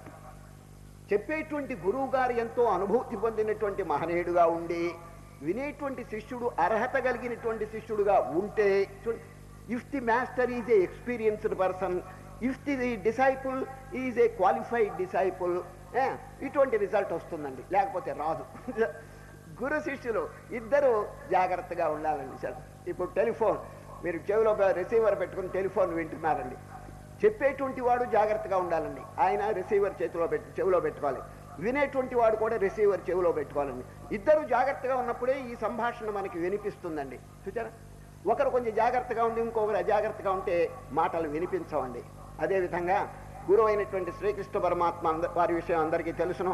ఇక్కడ అర్జునుడు గారేమో అర్హత కలిగినటువంటి మహనీయుడు. వారిద్దరి యొక్క కాంబినేషన్ వల్ల అండి అద్భుతమైనటువంటి పరిణామాలు కలిగినాయి. 18 అధ్యాయముల వరకు మనం వేచి ఉండవలసిన పని లేదండి. 11వ అధ్యాయంలోనే రిజల్ట్ వచ్చేసిందండి. ఏం రిజల్ట్ చెప్పండి? మోహోయం విగతో మమ. అర్జునుడి యొక్క ఆ మోహం, ఆ సందేహములన్నీ కూడా పటాపంచలైపోయినాయండి. గురువు చక్కగా బోధించినప్పటికీ శిష్యుడు ఏకాగ్రంగా వినకపోయినా, శిష్యునికి అర్హత లేకపోయినా, శిష్యునికి హృదయ పవిత్రత లేకపోయినా ఇటువంటి రిజల్ట్స్ కలగవండి. ఒక ఆశ్రమంలో జరిగిన విషయం చెప్తున్నాను. 4 శిష్యులు ఉన్నారండి ఓ గురువు గారికి. ఆ ఆశ్రమం ఎక్కడున్నో తెలుసండి? ఒక పట్టణానికి 5 మైళ్ళ దూరంలో ఉందండి. ఒక పట్టణం, సిటీ, పెద్ద సిటీ, దానికి 5 మైళ్ళ దూరంలో ఏకాంతంగా ఒక ఆశ్రమం ఉంది. గురువు గారు 4 శిష్యులు ఉన్నారండి. ఒకనాడు ఏమైంది తెలుసండి? ఈ ఆశ్రమంలో ఏదైనా గనక వస్తువులు కావాలంటే ఈ శిష్యులు వెళ్ళి టౌన్లో, సిటీలో ఆ పదార్థములు కొని తెచ్చుకుంటుంటారు, ఈ ఆశ్రమంలో వాడుక కోసం. ఈ విధంగా 4 శిష్యులు అప్పుడప్పుడు పోతుంటారు, వస్తుంటారండి పదార్థములు తీసుకుని ఆశ్రమ అవసరాలకి. ఒకనాడు ఏం జరిగిందంటే పట్టణంలో ఒక పెద్ద ట్రాజడీ, మహా ఆపత్తు జరిగిందండి. ఏమిటంటే లారీ పోతుంటే ఎవడో దాని చక్రాల కింద పడ్డాడండి. తల పగిలిపోయిందండి, మెదడు బయటికి వచ్చిందండి, అంత రక్తస్రావం అయిపోయింది. ఓ చుట్టూ అంత పోలీసులు మనుషులు అంతా చేరినారు. ఎవడు వీడు ప్రతివారు మావాడు కాదని చెప్పి ఎవ్వరు మావాడని చెప్పలేదండి. వాడు ఎక్కడో పరాయి వాడు వచ్చి దాని కింద పడ్డాడు. పోలీసులు అంతా బాగా విచారణ చేస్తున్నారు. అక్కడ ఈ ఆశ్రమ సంబంధంగా తెలిసిన వాళ్ళు ఎవరో కొందరు ఉన్నారండి. ఈ గురువు గారికి 4 శిష్యులు ఉన్నారు కదా, వాళ్ళలో అప్పుడప్పుడు వస్తుంటారు కదా ఇక్కడికి, ఆ శిష్యుల్లో ఎవరైనా ఇక్కడికి వచ్చినారేమో, వాళ్ళలో ఎవడైనా పడ్డాడేమో ఈ చక్రం కింద అని తెలుసుకుంటామని చెప్పి పరిగెత్తాడండి ఒక ఆయన ఆశ్రమానికి. గురువు గారు, మీ శిష్యులు 4 పట్టణానికి వచ్చారా అన్న. 4 వచ్చారు అన్నాడండి. స్వామి, పెద్ద ప్రమాదం జరిగిందండి, లారీ చక్రం కింద పడి తల పగిలిపోయింది, ఒక ఆయనకి మెదడు బయటకు వచ్చింది. మీ శిష్యులు అవునో కాదో కొంచెం వచ్చి చూడండి, మీరు 4 వచ్చారని చెప్తున్నాను. గురువు అన్నాడు, మీ మాటలను బట్టి చూస్తే మా శిష్యులు కాదు అనేసాడండి. అయ్యా, చూడకుండా ఎట్లా చెప్తారండి? మీరు చెప్పారు కదండి, తల పగిలి మెదడు బయటకు వచ్చిందని చెప్పారు కదా, మా శిష్యులకి మెదడే లేదు అన్నాడండి ఆయన. బ్రెయిన్లెస్ ఫెలోస్ అనమాట వాళ్ళు, మెదడు లేనటువంటి. ఎంత కష్టం చెప్పండి అటువంటి వాళ్ళకి బోధ చేయటం. కనుక గురువు శిష్యునికి బోధ చేయాలంటే కొంచెం కామన్ సెన్స్, కొంచెం బ్రెయిన్ ఉండాలండి, మెదడు. ఇప్పుడు అర్జునుడు గారి మెదడు ఎంత తీవ్రంగా ఉందో జాగ్రత్తగా చూడండి. మొదటి నుంచి వైరాగ్యం. నకాంక్షే విజయం కృష్ణ నచ రాజ్యం సుఖాని చ కిం నో రాజ్యేన గోవింద కిం భోగైర్జీవితేన. నోరు తెరవంగానే వైరాగ్యం ఉట్టిపడిందండి ఎవరికి? అర్జునుడికి. చూడండి, I don't care for Kingdom Nar for luxuries Nar for anything అని చెప్పి మొదట్లోనే క్యాన్సిల్ చేసి పారేశాడు. ఇక తర్వాత ఎంత పవిత్రమైనటువంటి గుణములు కలిగి ఉంటే మనం చెప్పడం కాదు, కృష్ణ పరమాత్మే చెప్పినారు. ఓ అర్జున, మీలో అసూయ లేదు, మీలో ద్వేషం లేదు, మీలో పాపం లేదు, అనఘ అనఘ ఈ విధంగా సంబోధన చేస్తున్నారు. కాబట్టి వెంటనే ఈ 10 అధ్యాయములు వినంగానే అర్జునునికి రిజల్ట్ వచ్చేసిందండి. పరమానందపడి చెప్తున్నాడు, కృష్ణ ఆహా, నా జ్ఞానం, నా మోహం, నా సంశయములు అంతరించిపోయినాయి. కానీ బట్ అంటాడు, మీ యొక్క విశ్వవ్యాపకమైనటువంటి స్వరూపం చూడాలనే అభిప్రాయం నాకు ఉన్నది, చూపండి అని అడగలేదండి.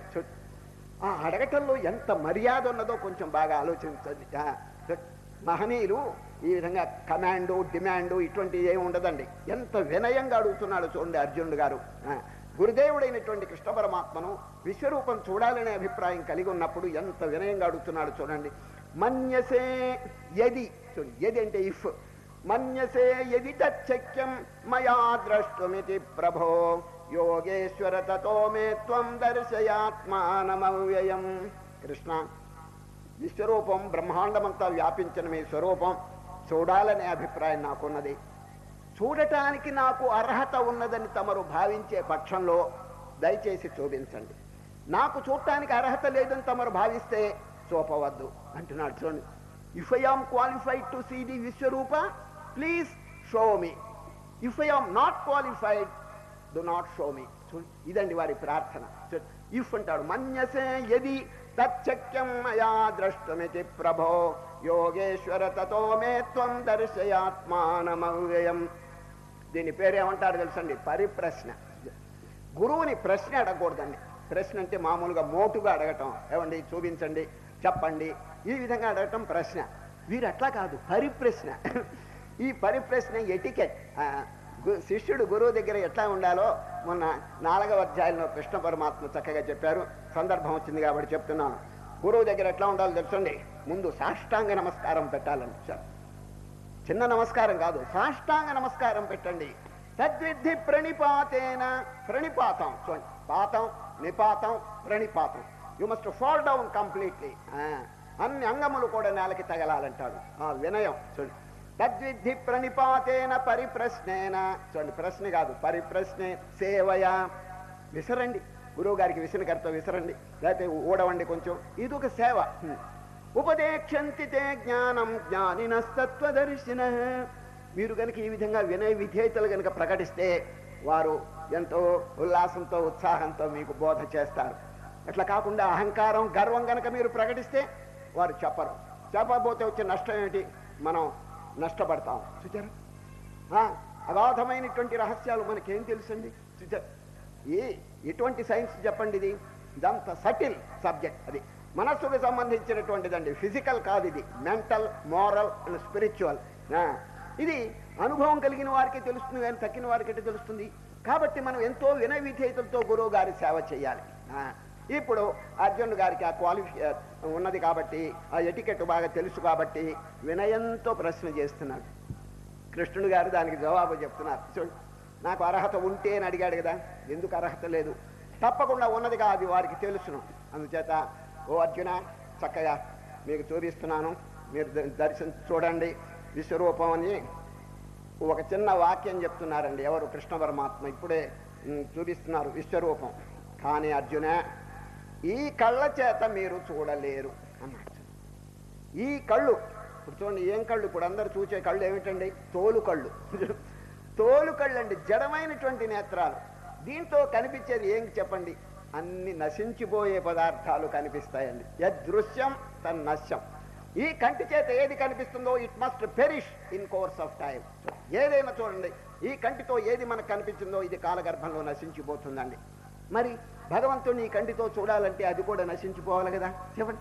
కనుకనే శ్రీకృష్ణ పరమాత్మ ఆయన ఈ కంటితో కాదు, దివ్యం నతుమాం శక్యసే ద్రష్టుం అనేనైవ స్వచక్షుష దివ్యం దదామి తే చక్షు పశ్యమే యోగమైశ్వరం. దివ్య నేత్రం ఇస్తాను చూడవయ్యా అన్నాడు. చూడు, దివ్య నేత్రం ఇచ్చాడండి ఎవరికి? అర్జునుడికి. మీలో సందేహం కలగచ్చు, ఏమండి దివ్య నేత్రం ఇది అర్జునుడి గారికి ఒక్కరికైనా, ఇంకెవరికి ఇవ్వరా? లేకపోతే దివ్య నేత్రం ఏదైనా జనరల్గా అమ్ముతారా ఎక్కడైనా సూపర్ మార్కెట్లో అని కొందరికి సందేహం కలగచ్చు. ఈ దివ్యనేత్రం అనేది ఒకరి సొత్తు కాదండి. ఇది ఎవరైనా అర్హత కలిగి ఉంటే తప్పకుండా వారికి జ్ఞాననేత్రం దివ్యనేత్రం కలిగి తీరుతుంది. ఏమిటి దాని క్వాలిఫికేషన్? అనన్య భక్తి. ఇది చివరికి చెప్తారు, ఆ సందర్భం వచ్చినప్పుడు నేను చెప్తాను. ఇంకొకటి, మాల ఉన్నదనుకోండి, మాలలో పుష్పాలు కనిపిస్తున్నాయి, దారం కనిపించదు. కానీ దారం మీరు చూడగలుగుతున్నారు ఏ నేత్రంతో చెప్పండి? దారం అనేది లోపల ఉన్నది, ఈ కంటికి దారం కనిపించదండి. వివేకం అనేటువంటి నేత్రానికి దారం కనిపిస్తున్నది. చూచారా? ఆ వివేకం అనే నేత్రమే సూక్ష్మమైనటువంటిదండి, జ్ఞాన నేత్రం. పాలలో వెన్న ఉన్నదా లేదా చెప్పండి? ఈ కంటికి వెన్న కనిపించదండి, వివేకం అనే నేత్రానికి వెన్న కనిపిస్తున్నది. పాలలో వెన్న ఉన్నది, అది ఏ విధంగా కనిపిస్తున్నది? దాన్ని ముందు వేడి చేయండి, హీట్ చేయాలి, దాన్ని బాగా పెరుగు అవుతుంది, దాంట్లో తోడు పెట్టాలి, పేర పెట్టవలను, మజ్జిగని పెరుగుని చిలకవాలి, అప్పుడు వెన్న బయటకు వస్తుంది. చూచా? దాంట్లో ఉన్నది కానీ అందరికీ కనిపించదు, అది ఒక సాధన చేత బయటపడుతుంది. అదేవిధంగా మాల, పుష్పమాలలో దారం ఉన్నది. చూడండి, చిన్న పిల్లవాడు అంటాడు లేదంటాడు, వాడు ఎందుకు లేదు దారం, నాకు కనిపించట్లేదు అంటాడు. చూడండి, అదేవిధంగా ఇప్పుడు నాస్తికుడు కానీ ఎవడైనా ఏమంటే దేవుడు ఉన్నాడా అని అడగండి, లేడు. ఎందుకు లేడు? నాకు కనిపించటం లేదంటాడు. కనిపించిన వస్తువు లేదని ఎట్లా అంటారు చెప్పండి? ఇప్పుడు ఆకాశం, ఆకాశం కనిపిస్తుందా చెప్పండి? లేని వస్తువు. ఇప్పుడు చూడండి, నాస్తికుడు దేవుడు నాకు కనిపించట్లేదు కాబట్టి లేడు అని చెప్తున్నాడు కదా, ఆకాశం కనిపిస్తుందా? గాలి కనిపిస్తున్నదా? అంత మాత్రం చేత గాలి లేదా చెప్పండి? సరే పోనీ అవన్నీ వద్దండి, మీ కన్ను మీకు కనిపిస్తున్నదా చెప్పండి? ఎవడి కన్ను వాడి కనిపించదండి, అద్దం ఉంటే గాని కనిపించదు. అంత మాత్రం చేత కన్ను లేదా?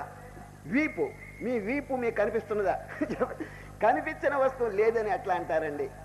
పగటిపూట నక్షత్రాలు కనిపించవండి, అంత మాత్రం చేత లేవా చెప్పండి? కనుక బ్రహ్మాండమంతా వ్యాపించిన వస్తువు కంటికి కనిపించకపోయినా వివేకం అనేటువంటి నేత్రంతో మనం చూడగలుగుతున్నాం. అదే జ్ఞాన నేత్రం. నతుమాం శక్యసే ద్రష్టుమనేనైవ స్వచక్షుష దివ్యం దదామి తే చక్షు పశ్యమే యోగమైశ్వరం. ఓ అర్జున, దివ్య నేత్రం ఇస్తున్నాను చూడవయ్యా అని భగవంతుడు దివ్య నేత్రం అంటే ది పవర్ ఆఫ్ డిస్క్రిమినేషన్, వివేకం అనే నేత్రం. అది ఎవరైనా పొందవచ్చును అనన్యమైనటువంటి భక్తి చేతని కృష్ణ పరమాత్మ చెప్పబోతారు ఇప్పుడే. ఆ భగవానుడు వీరికి అనుగ్రహించినారు ఆ దివ్య నేత్రం, చక్కగా విశ్వరూపం చూస్తున్నారు. ఆ వర్ణిస్తుంటే ఎంత అమోఘంగా ఉంటుందంటే నిజంగా ఈ ప్రార్థన అండి దివ్యమైనటువంటి ప్రార్థన అండి. భగవంతునికి వచ్చి స్తోత్రం చేస్తాడు అర్జునుడండి. ఇప్పుడు శ్రీకృష్ణ పరమాత్మ, సంజయులు వారు ఇద్దరు కూడా ఒక వాక్యం చెప్పారండి. ఏమిటంటే, బ్రహ్మాండమంతైను కూడా ఆ విశ్వరూపంలో ఒక్క చోట ఇమిడి ఉన్నదటండి. ఇహైకస్థం జగత్కృత్స్నం ప్రవిభక్తమనేకథా అంటాడు ఎవరు? కృష్ణ పరమాత్మ. ఈ సంజయులు వారు కూడా అదే భావం చెప్తారండి. చలో, ఇహైకస్థం జగత్కృత్స్నం పశ్చాద్య సచరాచరం. చూడు, కృష్ణ పరమాత్మ అర్జునుడికి చెప్పినారు. వీరేం చెప్పినారు సంజయులు వారు? ఇహ తత్ర ఏకస్థం జగత్కృత్స్నం ప్రవిభక్తమనేకథా అపశ్యద్దేవదేవస్య శరీరే పాండవస్తథ. ఇద్దరు ఒకే విషయం. ఏమిటి? ఏకస్థం అనేటువంటిది కామన్ గా ఉందండి. తత్ర ఏకస్థం అని చెప్పి సంజయులు చెప్పారు, పరమాత్మ ఏం చెప్పినాడు కృష్ణవరం? ఇహైకస్థం జగత్. ఈ జగత్తంతా ఒక్క చోట లిమిటెడ్ గా ఉంది. బ్రహ్మాండమంతా the whole universe is a part and parcel in God. భగవంతుల్లో ఒక చిన్న పార్ట్ అండి, ఇంకా ఎంత ఉన్నదో చెప్పలేవండి. We cannot gauge. అది కొలిచేటువంటి విషయం కాదండి. పాదోస్య విశ్యాభూతాని త్రిపాదస్యామృతం దివి అంటారు చూడండి మన పురుషోక్తంలో. దాంట్లో పాదోస్య విశ్వాభూతాని త్రిపాదస్యామృతం దివి, ఒక్క పాదంలో ఇదంతా ఉన్నదటండి. ఇంకా 3 పాదాలు పైన ఉన్నాయి. ఎంత విశ్వవ్యాపకమైనటువంటి స్వరూపం చూడండి. అర్జునుడు వారి స్వరూపం చూసి స్తోత్రం చేస్తారండి. ఆ స్తోత్రం ఎంత దివ్యంగా ఉంటుందంటే, ఆ సంస్కృత భాష అండి తక్కినంత అనుష్ఠుప్ ఛందస్సు అండి. భగవద్గీతలో అన్ని శ్లోకాలు అనుష్ఠుప్ ఛందస్సు.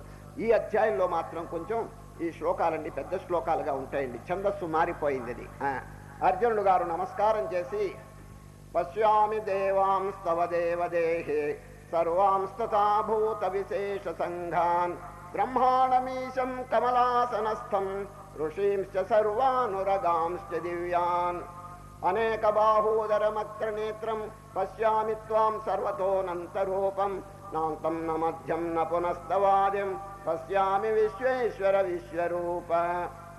అమృతం తాగినట్టు. సంస్కృతం కొంచెం రావాలండి. సంస్కృతం కొద్దిగా వస్తే ఆ శ్లోకం చదువుతున్నప్పుడు అర్థం భావన చేస్తుంటే అమృతం తాగినట్టుగా ఉంటుందండి అది. కనుకనే మన వేదాంత భేరీలో సంస్కృత పాఠం ప్రతి నెల మేము వేస్తూ ఉంటాం. ఎందుకంటే గాంధీ గారు చెప్పినట్టుగా భగవద్గీత అర్థమయ్యేటంత సంస్కృతం వస్తే చాలు అన్నాడండి. ఎవరు? గాంధీ గారు. భగవద్గీత అర్థమయ్యేటంత సంస్కృతం అయినా కొంచెం నేర్చుకుంటే చక్కగా అమృతం తాగినట్టుగా ఉంటుంది. ఆ సంస్కృత భాష రానటువంటి దోషం అక్కడక్కడ వ్యవహారంలో ప్రతిబింబిస్తున్నదండి. చిన్న దృష్టాంతం చెప్తాను. ఒక పట్టణంలోనండి చాలా ఆఫీసులు ఉన్నాయండి. రెవెన్యూ ఆఫీసులు, ఇంకా ఇతర ఆఫీసులు చాలా ఉన్నాయండి. ఆదివారం వచ్చిందండి. రెవెన్యూ ఆఫీసర్లు 10 మంది గుడికి వెళ్ళారండి, దేవాలయానికి. అక్కడ అర్చన చీటీ కొన్నారండి. 5 రూపాయలు ఇస్తే అష్టోత్తరం చెప్తారండి. ఆ 5 రూపాయల చీటీ ఈ రెవెన్యూ ఆఫీసర్లు 10 మంది కొని వారి గోత్రాలతో వారి పేర్లతో పూజ చేయిస్తున్నారండి. పూజ అంతా అయిన తర్వాత అండి పూజారి సర్వే జనా సుఖినో భవంతు అన్నాడండి. అప్పుడండి ఈ రెవెన్యూ ఆఫీసర్లకి ఒళ్ళు మండిందండి. ఏమయ్యా పూజారి, మేము 5 రూపాయలు ఇచ్చి టికెట్ కొని పూజ చేస్తుంటే సర్వే జనా, సర్వే డిపార్ట్మెంట్గా మేము రెవెన్యూ డిపార్ట్మెంట్ జాగ్రత్త అన్నారండి.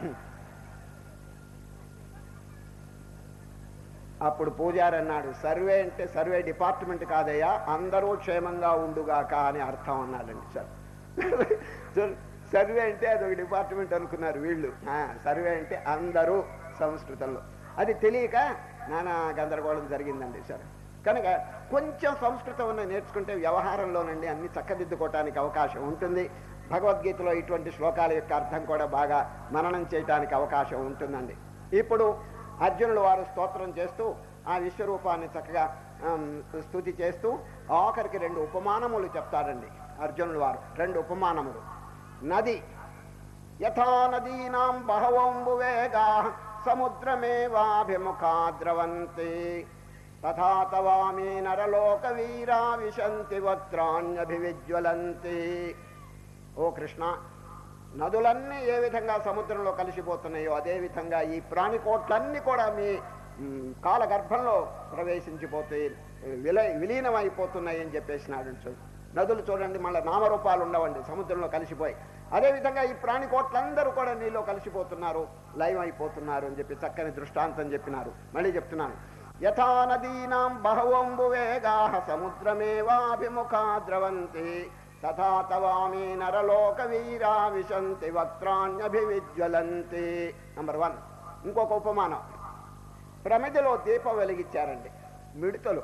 మిడతలు వచ్చి పాపం ఏదో ఆకర్షింపబడి ఆ నిప్పులో పడి చచ్చిపోతున్నాయండి. అదొక ఉపమానం.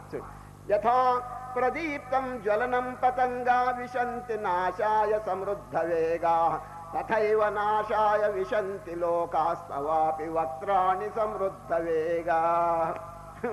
ఓ కృష్ణ, ఈ ప్రాణికోట్లన్నీ కూడా మిడతల వలె వచ్చి నీలో పడిపోయి సర్వనాశనం అయిపోతున్నాయి, లయం అయిపోతున్నాయి అని చెప్పి చక్కని దృష్టాంతం చెప్తున్నారు.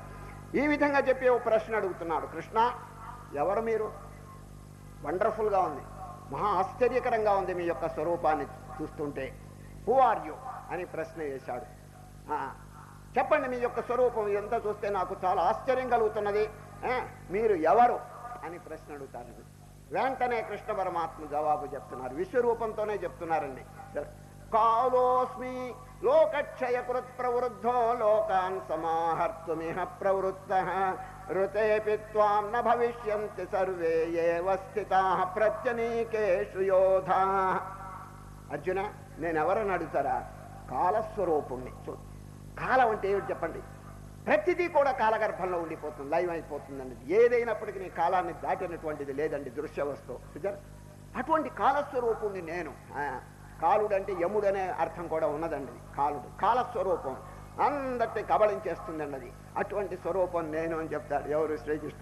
కాలోస్మి లోకక్షయకృత్ ప్రవృద్ధో లోకాన్ సమాహర్తుమిహ ప్రవృత్తః అని శ్రీకృష్ణ పరమాత్మ ఒక ఆశ్చర్యకరమైనటువంటి దృశ్యం చూపిస్తున్నాడండి. ఎక్కడ?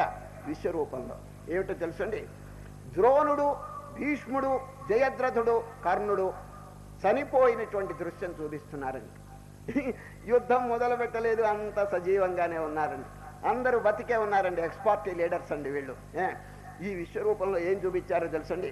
ద్రోణం చ భీష్మం చ జయద్రథం చ కర్ణం తథా జ్ఞానపి యోధ వీరాన్ మయా హతాం స్వం జహిమా వ్యధిష్ట యుద్ధస్వ జేతా శరణే సపత్నాన్. అర్జున చూడవయ్యా, ద్రోణుడు చనిపోయినాడు, శవం చూపించాడండి ఈ విశ్వరూపంలో. చూడండి, ఇది ఆశ్చర్యం. ఇంకా యుద్ధం మొదలు పెట్టలేదు, ఒకళ్ళ మీద ఒకళ్ళు బాణాలు వేసుకోలేదు, అంతా క్షేమంగానే ఉన్నారు, అంతా సజీవంగానే ఉన్నారు. ఈ దృశ్యం ఎందుకు చూపించినారో కొంచెం ఆలోచించాలండి మనం. సరే, చనిపోయిన వాళ్ళ లిస్టు చూడండి, శవాలు: ద్రోణుడు, భీష్ముడు, జయద్రథుడు, కర్ణుడు, ఇంకా ఇతరమైనటువంటి యోధాగ్రేసరులు. చూడండి, ద్రోణం చ భీష్మం చ జయద్రథం చ కర్ణం తథా జ్ఞానపి యోధ వీరాన్ మయా హతాం స్వం జహిమా వ్యధిష్ట యుద్ధస్వ జేతా శరణే సపత్నాన్. ఏమిటి దీని కారణం చెప్పండి? ఏదో ఒక ప్రబలమైన కారణం లేదే శ్రీకృష్ణ పరమాత్మ ఇట్లా చూపడండి. ఏమిటండి కారణం? Jump in to the future. ఇదండి, భవిష్యత్తులోకి గంతేయండి. వర్తమాన కాలంలోనే పరిమితంగా ఉండటం అనేది సామాన్యుల స్వభావం అండి. పెద్ద తెలివి గల వారి యొక్క స్వభావంగా. ఇప్పుడు పశువు ఎక్కడ ఉంటుంది తెలిసిన? వర్తమానం అంతే. ఇప్పుడే తినటం, తాగటం, నిద్రపోవటం, సంతానం కంటాం, ఇంతేనండి దానికి, అంతే. వర్తమాన కాలమే కానీ భవిష్యత్తు దానికి జ్ఞాపకం లేదండి. దాని దృష్టిలో అసలు ఫ్యూచర్ అనేది లేనే లేదండి. కానీ తెలివి గలవాడు కొంచెం ఆలోచిస్తాడు. What becomes of my future, what becomes of my family in future, what becomes of my body in future అని బాగా ఆలోచిస్తాడు. భవిష్యత్తులో నా శరీరం ఏమైపోతుంది, నా భార్య ఏమవుతుంది, నా బిడ్డలు ఏమవుతారు, నా ధనం ఏమవుతుంది, ఈ ప్రపంచం ఏమైపోతుందని ఇప్పుడే ఆలోచిస్తాడండి. చూచారు? ఎవరు? అందరూ కాదండి, కొంచెం దూరదృష్టి గలవాడు. దూరదృష్టి గలవాడు భవిష్యత్తు జ్ఞానం ఇప్పుడే ఆలోచిస్తాడండి. కనుకనే శ్రీకృష్ణ పరమాత్మ భవిష్యత్తును ఇప్పుడే చూపిస్తున్నాడు. ద్రోణం చ భీష్మం చ జయద్రథం చ కర్ణం తథా జ్ఞానపి యోధ వీరాన్ మయా హతాం స్వం జహిమా వ్యధిష్ట యుద్ధస్వ జేతా శరణే సపత్నాన్. చిన్న దృష్టాంతం. ఆనాడు బుద్ధదేవుడండి, శుద్ధోదనుని యొక్క కుమారుడైనటువంటి ఏకైక కుమారుడండి. ఆయనే వారసుడు. ఆయన వివాహం అయింది, అన్ని చక్కగా అనుభవిస్తున్నాడు సంపదలు. ఒక ఆలోచన వచ్చిందండి. ఎందుకు వచ్చిందంటే ఊరికే రాలేదండి. రథం మీద ఎక్కి ఊరు బయటికి పోయినాడండి. పోతుంటే ఎవరో కర్ర పట్టుకుని ఒక ముసలాయని అడ్డంగా పోయినాడండి. తండ్రి అయినటువంటి శుద్ధోదనుడు ముసలి వాళ్ళు కనిపించకుండా చేశాడండి తన దేశంలో. ఎందుకంటే ముసలి వాళ్ళని కనుక చూస్తే తన కుమారుడికి వైరాగ్యం కలుగుతుందేమో అనేటువంటి భావం చేత, వైరాగ్యం కలిగితే రాజ్యం వదిలిపెట్టిపోతాడేమో కుమారుడు అనేటువంటి భీతి చేత తన రాజ్యంలో ముసలి వాళ్ళు లేకుండా చేశాడండి. ఎవరు? శుద్ధోదనుడు. తన రాజ్యంలో ఎవరో చావకుండా చేశాడండి. ఎందుకంటే శవాన్ని చూస్తే కుమారుడికి వైరాగ్యం కలుగుతుందేమో అని ఈ విధంగా ప్రికాషన్స్ తీసుకున్నాడండి ఎవరు? శుద్ధోదనుడు. కానీ ఎవడో తప్పాడండి. అక్కడ ఒక ముసలాయన తప్పి వచ్చేశాడు అడ్డంగా, కర్ర పట్టుకుని ఇటు అడ్డంగా వచ్చేశాడు, క్రాస్ చేశాడు రోడ్డుని. బుద్ధుడు ఇంతవరకు ముసలాయన్ని చూడలేదండి. ఎందుకంటే తండ్రి ఈ విధంగా తయారు చేశాడు, ముసలి వాళ్ళు కనిపించకుండా. వీడెవడో వంగి ఇట్ట కర్ర పెట్టుకుని పోతుంటే చన్నుడనే సారథి నడుపుతున్నాడు రథం. చన్నుడు గారు, ఇటు జంతువు పోయిందే, జంతువు పేరేమిటి అని అడిగాడండి. స్వామి క్షమించండి, జంతువు కాదు మనుష్యుడే. మనుష్యుడు వంగుతాడా అని అడిగాడండి. తప్పకుండా వంగి తీరుతాడు. బాల్యము యవ్వనము అయిన తర్వాత ముసలితనం అని వస్తుంది, అప్పుడు తప్పకుండా వంగుతాడు అన్నాడండి చన్నుడు. అందరూ వంగుతారా అన్నాడు. తప్పకుండా వంగుతారు. నేను కూడా వంగుతానా అని చెప్పకూడదు కానీ వంగి తీరుతారు అన్నాడండి. అయ్యయ్యో నారాయణ, భవిష్యత్తులో ముసలితనం అనే పెనుభూతం వచ్చి నన్ను బాధించుతాను పోతున్నదే, దాన్ని ఎట్లా జయించడం అని అప్పుడే మనసులో బాధ కలిగిందండి. సరే, రథాన్ని ఇంకా కొంత దూరం పోనిచ్చాడండి. ఒక ఊరేగింపు ఇటు అడ్డంగా వచ్చిందండి. ఏ ఊరేగింపు తెలిసినా? గోవిందా గోవిందా. ఎవడో చచ్చాడండి. వాడిని శ్మశానానికి ఊరేగింపు. అసలు వాడు చావకూడదండి, వాడు ఎవడో తప్పాడు. పోలీసులు కళ్ళు కప్పాడండి. వాడు తప్పించుకుని పోయినాడు. వాడు ఊరేగింపు పోతున్నది. ఏమిటి ఆ ఊరేగింపు అని అడిగాడు బుద్ధుడు. ఏమి లేదండి, ఎవడో చనిపోయినా. ఏమిటి చావటం ఏమిటి? ఇంతవరకు చావు అనేది తెలియదండి ఆయనకి. బాల్యము యవ్వనము వార్ధక్యము అయిన తర్వాత మరణం అనేది ఒకటి వస్తుంది మహానుభావ. ఎవరో చనిపోయినాడు, శవం జడం అయిపోయింది, ఇదే శరీరం జడమైంది, ఊరేగిస్తూ పాతి పెట్టానికో దహనం చేయటానికో తీసుకు. రామ రామ, శరీరం జడమైపోతుందా? అటువంటి మరణం అనేది వస్తుందా? అందరికీ వస్తుందా అని అడిగాడు. తప్పకుండా వచ్చి తీరుతుంది. జాతస్య ధ్రువో మృత్యు అన్నాడండి ఎవరో చన్నుడు. నాకు కూడా వస్తుందా అని బుద్ధుడు అడిగితే, స్వామి చెప్పకూడదు కానీ అందరికీ వచ్చి తీరుతుంది అన్నాడు. ప్లీజ్ టర్న్ బ్యాక్ అన్నాడు. చెప్పండి రథాన్ని. చూడు, మనస్సు మారిపోయింది. మరణము వార్ధక్యము అనేటువంటి పెనుభూతాలు ఎదురుగుండా ఉంటే నాకు శాంతి ఎక్కడ? నేను పెద్ద రాజ్యాధిపతి అవుగాక ఈ శరీర విషయం ఏం చేసేది? భవిష్యత్తులో ఇది మహా బాధలు అనుభవించబోతున్నదే ముసలితనంలో, చావులో. వాటిని ఎట్లా జయించేదని చెప్పి రాత్రంతా విచారణ చేశాడు. తెల్లవారుజామున కానీ అర్ధరాత్రి కానీ చెప్పకుండా వెళ్ళిపోయినాడు.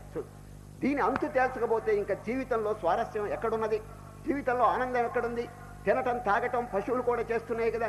మానవుడి యొక్క గొప్పతనం ఏమిటని చెప్పి అన్ని వదిలిపెట్టి పోయినాడండి. పోయి ఆ రాత్రంతా చక్కగా విచారణ చేసినాడండి.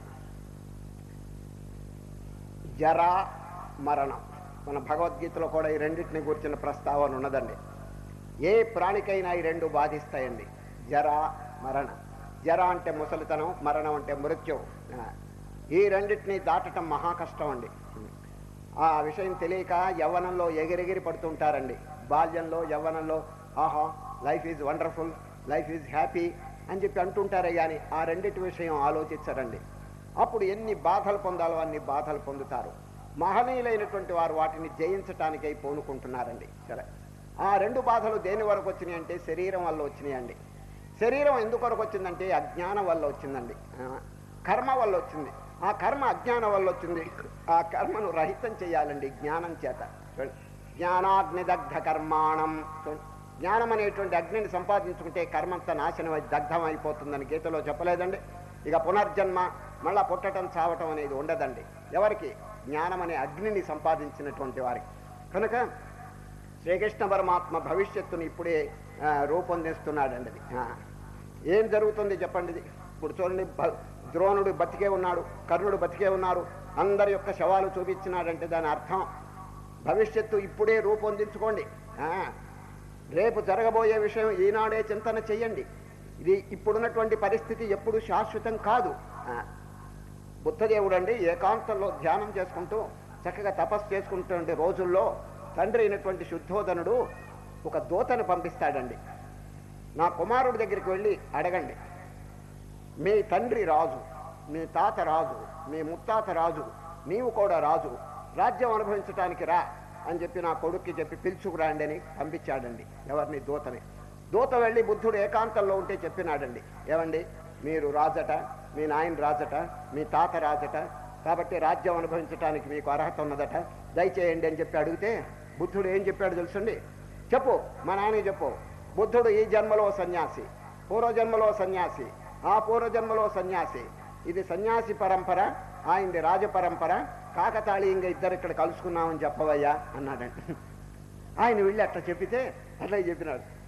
శుద్ధోదనుడు ఏం చెప్పినాడు? సరే ఈయన ఒప్పించలేం, కనీసం వచ్చి దర్శనం, ఊరికి దర్శనం ఇప్పించండి చాలు, ఇక్కడేం ఉండక్కర్లేదు, రాజ్యం పాలించక్కర్లేదు. చాలా రోజులైంది వారిని చూచి, ఒక్కసారి దర్శనం వారిని చూచి ఆనందపడి తర్వాత కావాలంటే వెళ్ళిపోండి, అంత మాత్రమే చాలు అని చెప్పండి, పిలుచుకురండి అన్నాడు. బుద్ధుడి దగ్గరికి వెళ్ళి దూత, ఏమండి ఊరికి వస్తే చాలట, మీ దర్శనమే చాలు, ఒకసారి చూచి మళ్ళీ పంపించేస్తారు అని. తప్పకుండా వస్తాను, 4 షరతులు పాలిస్తాడేవో చెప్పండి. 4 షరతులు చెప్పాడు ఎవరు? బుద్ధుడు. నభవేన్మరణాయ జీవితమే. మొదటి షరతు, నాకు మృత్యువు రాకుండా మా నాయన తప్పించగలడా? First question. అట్లా తప్పిస్తే నేను ఇప్పుడే వస్తాను, ఇప్పుడు వచ్చి రాజ్యాన్ని దగ్గరికి వస్తానంటాడు. చూడండి, ఇటువంటి దూరపు ఆలోచన చేసినాడు బుద్ధుడు. ఫస్ట్ క్వశ్చన్, నభవేన్మరణాయ జీవితమే విహరేత్ స్వాస్థ్యమిదంచమే నరోగ. నాకు రోగం రాకూడదు, జబ్బు రాకూడదు, మా నాయన చేయగలడా? అట్లా చెప్పండి. నచ యౌవనమాక్షిపే జరామే. నాకు ముసలితనం రాకూడదు, మా నాయన చేయగలడా? కనుక్కో. నచ యౌవనమాక్షిపే జరామే నచ సంపత్తిమిమాం హరే ద్విపత్తి.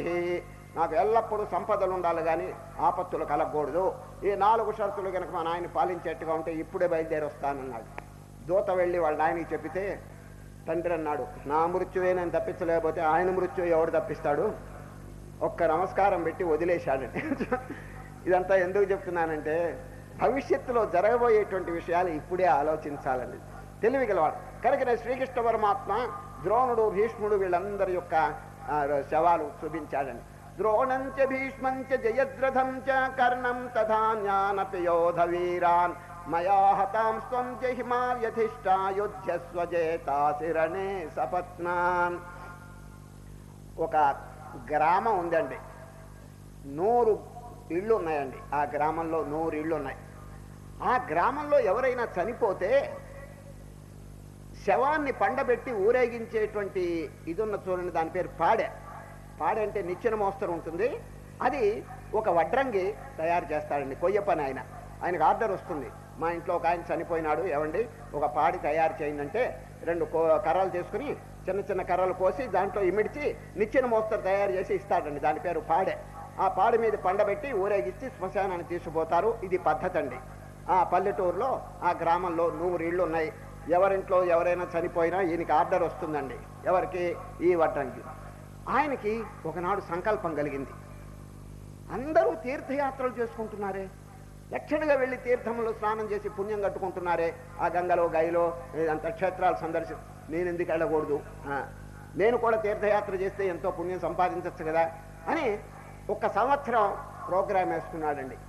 కాశీకి వెళ్ళాలి, గయకి వెళ్ళాలి, ఇక్కడ తర్వాత కావేరి, ఇవన్నీ వేసుకున్నాడండి ప్రోగ్రాం సంవత్సరం.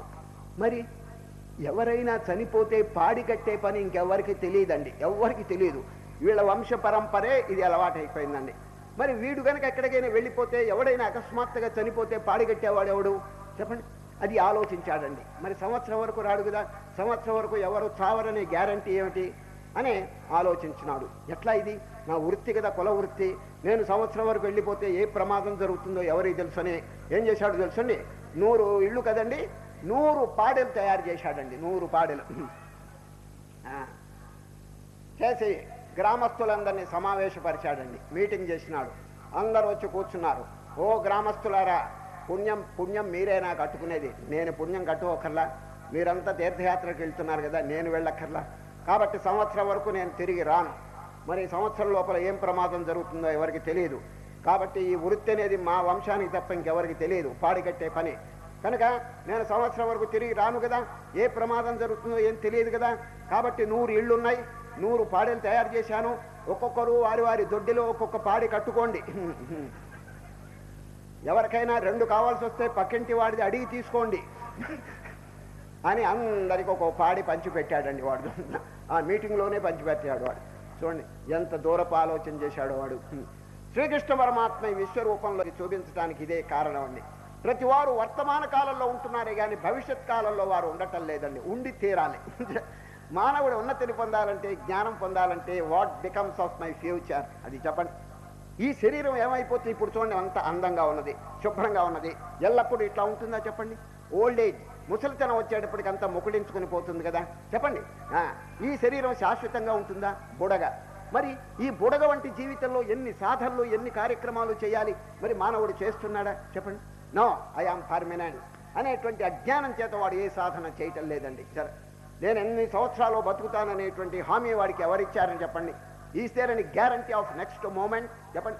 నెక్స్ట్ క్షణం యొక్క గ్యారంటీ లేనప్పుడు వాడికి భవిష్యత్ అంతా వాడి చేతిలో ఉన్నదని ఎవరు చెప్పారు చెప్పండి? అది ఒక చిన్న దృష్టాంతం చెప్తే మీకు అర్థమవుతుంది. ఆనాడు మహాభారత సమయంలోనండి ధర్మరాజు గారు యుద్ధం అంతా అయిపోయిన తర్వాత చక్కగా రాజ్య పరిపాలన చేస్తున్నాడండి. రాజ్య పరిపాలన చేస్తుంటే ఒక బీదవాడు వచ్చి ధర్మరాజు గారిని అడిగాడండి, ఓ దేవా, ఓ రాజా, నా ఇల్లు తుఫాను గాలి కొట్టుకుపోయింది, 2 దూలాలు సహాయం చేయండి, కొయ్య దూలాలు, నేను డబ్బు లేనివాడిని, బీదవాడిని అని ప్రార్థన చేస్తే ధర్మరాజు ఏమన్నాడు తెలుసుండి? నాయన తప్పకుండా మీకు సహాయం చేస్తాను, దూలాలు రేపు కనిపించు అన్నాడండి. ఎవరు? ధర్మరాజు. రేపు కనిపించని. పాపం ఆ బీదవాడు పోతున్నాడండి, రేపు కనిపిస్తున్నాను. ఈ వాక్యం అండి పక్కనే భీముడు విన్నాడండి. భీముడు విని అంతఃపురంలో ఒక భేరి ఉందండి, విజయ భేరి. విజయ భేరి అది ఎప్పుడు మోగించరండి. తాము కానీ తమ బంధువులు కానీ యుద్ధంలో గెలిస్తే గబగబా భేరి మోగిస్తారండి, అదండి ఆచారం. భీముడు పరిగెత్తుకుని వెళ్ళి ఆ జై భేరి మోగించాడండి. మోగించేటప్పటికి ధర్మరాజు గారు విని, దీనికి ఎవరు గెలిచారు యుద్ధంలో, ఎవరు మోగించారు ఇప్పుడు, ఇది పిలవండి, ఆ మోగించిన వాడిని పిలవండి అని చెప్పి పిలిస్తే ఎవరు? భీముడు. ఏమండి భీముడు గారు మీరేనా మోగించిందని? ఎవరు గెలిచారు యుద్ధంలో అని అడిగాడు ధర్మరాజు. ఒకరు గెలవటం ఏంటండి, మీరే గెలిచారు, కాలమును మీరు జయించేశారు, రాజుని కాదు, కాలమునే జయించారు. రేపటి వరకు బతికుంటారనే గ్యారంటీ మీకు ఉన్నది. ఆయన్ని రేపు రమ్మన్నారు కదా దూలాలకి, చెప్పండి. రేపటి వరకు మీరు బతికుంటారని మాకు లేదు. రేపు ఉంటామో ఓడతామో అని మాకు భయంగా ఉంటే, రేపటి వరకు బతికుంటారని కాలమును మీరు జయించారు కాబట్టి నగారా వాయించాను అన్నాడండి. వెంటనే ధర్మరాజు ఉరి ఆ బీదవాడిని ఇప్పుడే పిలవండి అన్నాడండి. పిలిచి ఆయన దూలాలిచ్చి పంపించాడండి. చూచారా, నో టుమారో. చూచారా, రేపునకు రూపు లేదండి. రేపటి వరకు పుణ్యకార్యాలని వాయిదా చేయొద్దండి. సరే, ఎప్పుడు రేపని చెప్పి దైవ కార్యాలను విరమించబోకము మనస, దైవ కార్యాలను ధర్మ కార్యాలను వెంటనే చేయి మనస. ఇటువంటి పుణ్యకార్యం కానీ దైవ కార్యం ఎప్పుడు కూడా don't post phone for tomorrow. అది ఎందుకంటే రేపు ఎట్లా ఉంటుందో ఎవరికి తెలుసు. ఈ శరీరం అనేది ఒక బబుల్, ఒక బుడగ. చేయవలసిన ధర్మకార్యములు, పుణ్యకార్యములు, ప్రార్థన, జపము ఇవన్నీ కూడా వెంటనే ఇప్పుడే చేయాలండి. పుణ్యం అనేటువంటిది సబ్స్టాన్షియల్గా ఈనాడు ఏమి సంపాదించినామని చెప్పి ముందుగానే ఆలోచించుకోవాలండి. ఈ విధంగా శ్రీకృష్ణ పరమాత్మ తన యొక్క దివ్య స్వరూపాన్ని చూపించి భవిష్యత్ అంతా ఒక్కసారి ఇప్పుడే చూపిస్తూ అనేకమైనటువంటి చక్కని బోధలు చేస్తుంటే అర్జునుడు గారికి అండి ఆనందం పొంగి పొరలుతున్నదండి. ఆశ్చర్యం, ఆనందం. చూడండి, ఆశ్చర్యం కలుగుతున్నది విశ్వరూపం చూచి, ఆనందం కూడా కలుగుతున్నది. ఇక భక్తిపూర్వకంగా విశ్వరూపానికి దండం పెట్టాలనుకున్నాడండి. చూడండి, ఇప్పుడు ఎవరైనా గొప్పవారు ఉంటే నమస్తే అని చెప్పి దండం పెడుతున్నాం కదా. మరి ఇటువంటి విశ్వరూపం బ్రహ్మాండమంతా వ్యాపించిన విశ్వరూపానికి దండం పెట్టాలని వీరికి అభిప్రాయం కలిగి ఎట్లా పెట్టగలడు? ఇప్పుడు మీరు ఎదురుగుండా ఉన్నారు కదండి, నమో నమః అని నమస్కారం చేస్తున్నాం. మరి కృష్ణుడు ఎదురుగుండా, పైన, పక్కన, వెనక, కింద అంతటా విశ్వరూపం వ్యాపించుంటే దండం ఎట్లా పెడతారు? అందువల్ల అర్జునుడు ఏం చేసినాడో వినండి. ఓం నమః పురస్తాత్ అథ పృష్ఠతస్థే నమోస్తుతే సర్వత ఏవ సర్వ. కృష్ణ నీకు ముందు దండం, వెనక దండం, పక్కన దండం, మొత్తం దండం అనేశాడండి. ఈ దండం ఇట తిప్పేశాడండి. ఎంత చక్కగా ఉందో చూడండి ఆ దండం. మళ్ళీ చెప్తున్నాను.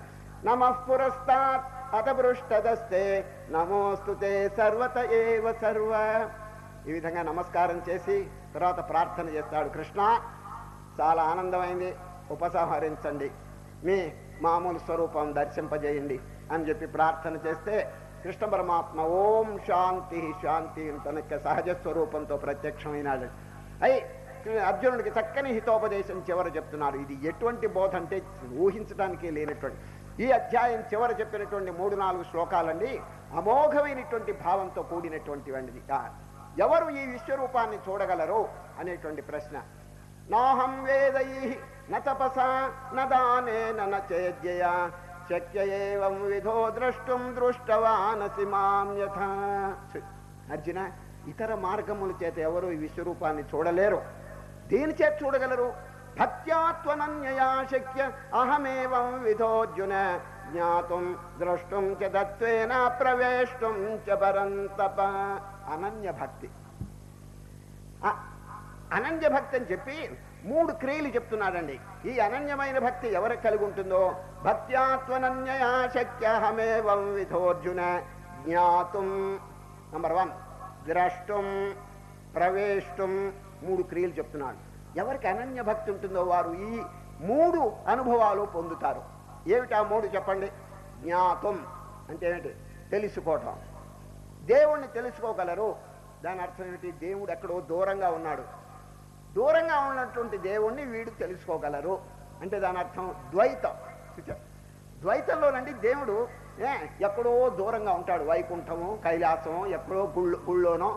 వీడు ఇక్కడి నుంచి దండాలు పెట్టుకుంటూ ఉంటాడు. ఇది ద్వైతం. జ్ఞాతం తెలుసుకోగలడు. దూరంగా ఉండే దేవుణ్ణి తెలుసుకోగలడు ఈ అనన్యమైన భక్తి చేత. ద్రష్టం దగ్గరకు వస్తాడు. దేవుడు చూడు దగ్గరకు వస్తాడు. He can see God face to face, ఎదురుగుండా. ఇది విశిష్టాద్వైతం. చూచారు? విశిష్టాద్వైతంలోనండి దేవుడు చాలా దగ్గరకు వస్తాడు. ఈ జీవుడు భగవంతుల్లో ఒక అంగం. చూచారు? ఎంత దగ్గరకు వస్తాడు చూడండి. అది విశిష్టాద్వైతం. ఇది ద్రష్టం అంటే చూడగలడు. ప్రవేశం 3వది అద్వైతం. అద్వైతంలోనండి ఈ జీవుడు దేవుడిలో ప్రవేశిస్తాడు. ఇక్కడ నో టూ, ఇక జీవుడు అనేటువంటి ద్వైతం ఉండదండి. ఆ అద్వైతం ఆ పరమాత్మలో కలిసిపోతాడు. 3 క్రియలు చూడండి ఎంత అద్భుతంగా ఉన్నాయో. ఎవరు అనన్యమైనటువంటి భక్తి కలిగి ఉంటారో వారికి 3 అనుభవాలు కలుగుతాయి. ఏమిటి చెప్పండి? జ్ఞాతం ముందు దేవుణ్ణి తెలుసుకుంటాడు, ద్రష్టం దేవుణ్ణి చూడగలుగుతాడు, ప్రవేశం భగవంతునితో ప్రవేశిస్తాడు. అంటే ఇది ఇక రెండవ వస్తువు ఉండదండి, దేవుళ్ళలోనే ఐక్యం అయిపోతాడు వాడు. ఈ మూడు ద్వైతం, విశిష్టాద్వైతం, అద్వైతం, ఈ హిందూ మతంలో ఒక సారాంశం అంతా ఈ మూడేనండి. సరే, ప్రారంభ స్థితిలో చాలా మంది ద్వైతంలో ఉంటారండి. దేవుడు ఎక్కడో దండాలు పెడుతూ పూజ చేస్తూ, అక్కడెక్కడో ఋషికేశం, లేకపోతే బద్రీనాథం, లేకపోతే కాశీయో, లేకపోతే రామేశ్వరం దేవుడు ఉన్నాడని చెప్పి దండాలు పెట్టుకుంటూ, లేకపోతే వైకుంఠం, కైలాసము, ఇట్లా దూరంగా ఉన్న దేవుడికి దండాలు పెట్టుకుంటూ ఉంటాడు. ఇది ద్వైతం అండి. సరే, నెమ్మదిగా ఏమవుతుందంటే మనస్సు భక్తిలో ఎక్కువగా ప్రావీణ్యం పొందేటప్పటికీ ఇక దేవుడి దగ్గరకు వస్తాడండి. సార్, దగ్గరకు వచ్చి దేవుళ్ళో ఒక అంగం, అంగీభావం. దేవుడు ఒక చెట్టు అయితే జీవుడు ఒక కొమ్మ, దేవుడు ఒక శరీరం అయితే జీవుడు ఒక చెయ్యి, ఒక అంగం, దేవుడు ఒక సముద్రం అయితే జీవుడు ఒక తరంగం. ఈ విధంగా అంగీభావంగా తయారవుతాడు విశిష్టాద్వైతంలో. సరే, భగవంతుడు ఇంకా సమీపానికి వస్తుంది. ఇక అద్వైతమా, ఇక చెప్పవలసిన పని లేదు. జీవ శివ శివో జీవ సజీవ కేవల శివ. ఇక రెండవ వస్తువు లేదండి, ఒకే స్వరూపం. ఇక భగవంతుడు, భక్తుడు, లేక గురువు, శిష్యుడు అనేటువంటి డిఫరెన్సే ఉండదు. శిష్యుడు గురువులు ఐక్యం అయిపోతాడండి. సరే, దీన్ని పెద్దలు మ్యాథమెటికల్గా చెప్పారు. సంక్షేపంగా ఒక వాక్యం చెప్తున్నాను. ఈ మూడు మన మతం యొక్క ప్రధానమైనటువంటి అంగములండి. ద్వైతము, విశిష్టాద్వైతము, అద్వైతము. ద్వైతం అంటే ముందు తెలుసుకోండి. 2 సర్కిల్స్, సర్కిల్స్ అంటే వృత్తం అంటారు, లేక సున్నా. ఒకటి పెద్ద వృత్తం, పెద్ద సున్నా, చిన్న సున్నా. 2 సర్కిల్స్ కనెక్టెడ్ బై డివోషన్. చూడండి, పెద్ద సర్కిల్ ఏమో భగవంతుడు, చిన్న సర్కిల్ ఏమో జీవుడు అండి. 2 circles separate each other from each other, connected by devotion. ఇదండి ద్వైతం. తర్వాత విశిష్టాద్వైతం ఏమిటంటే 2 సర్కిల్స్ కాదండి, small circle within the big circle, motion regulated by the big circle. ఇది విశిష్టాద్వైతం. చూడండి, చిన్న సున్నా సర్కిల్ పెద్ద దాంట్లోకి వచ్చేస్తుందండి. అది పెద్ద సర్కిల్ దీని యొక్క సమస్త సమాచారంలో అదే చూసుకుంటూ ఉంటుందండి. సరే, small circle within the big circle, motion regulated by the big circle. ఇది విశిష్టాద్వైతం. ఇక అద్వైతం ఏమిటి తెలుసండి, small circle within the big circle expands and coincides with the big circle. బాగా డెవలప్ అయిపోతుంది చిన్న సర్కిల్, పెద్ద దాంతో కలిసిపోతుందండి. ఓన్లీ 1 సర్కిల్ రిమైన్స్, అదే అద్వైతం. ఈ విధంగా జీవుడు అనేటువంటి చిన్న సర్కిల్ అండి జీవత్వంతో ఎప్పుడు తృప్తి పొందకూడదండి. చిదానంద రూప శివోహం శివోహం అనేటువంటి గంభీరమైనటువంటి భావాన్ని మననం చేయాలండి. కనుకనే శ్రీకృష్ణ పరమాత్మ 3 దృష్టాంతాలు చెప్పినాడండి, 3 క్రియలు. జ్ఞాతుం ద్రష్టం చ తత్వేన ప్రవేశం చ పరంతప.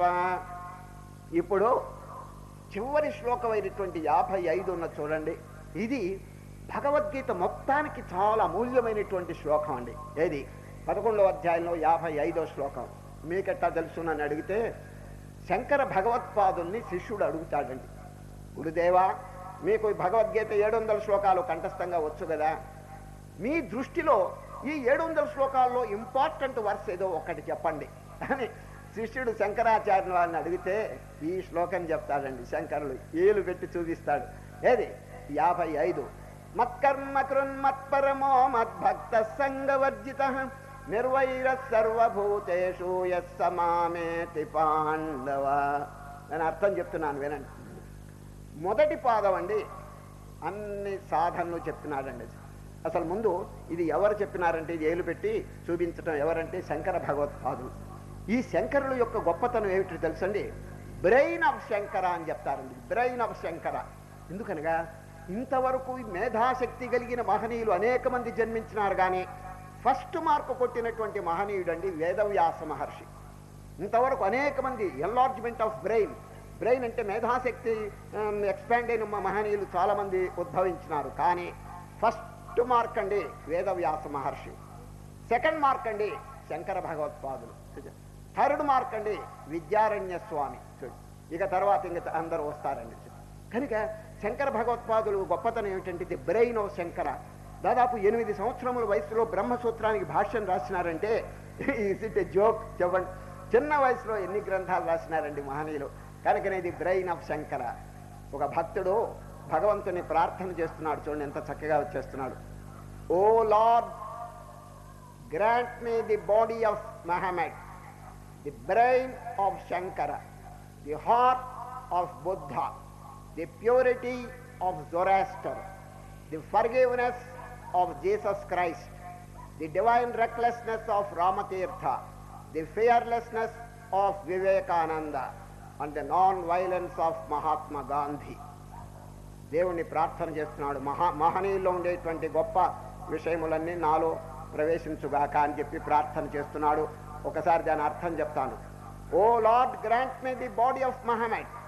మహమ్మదీయులందరికీ నీ గురువు అయినటువంటి మహమ్మద్ నిబండి ఆచార విచారముల్లో చాలా గొప్పవారండి.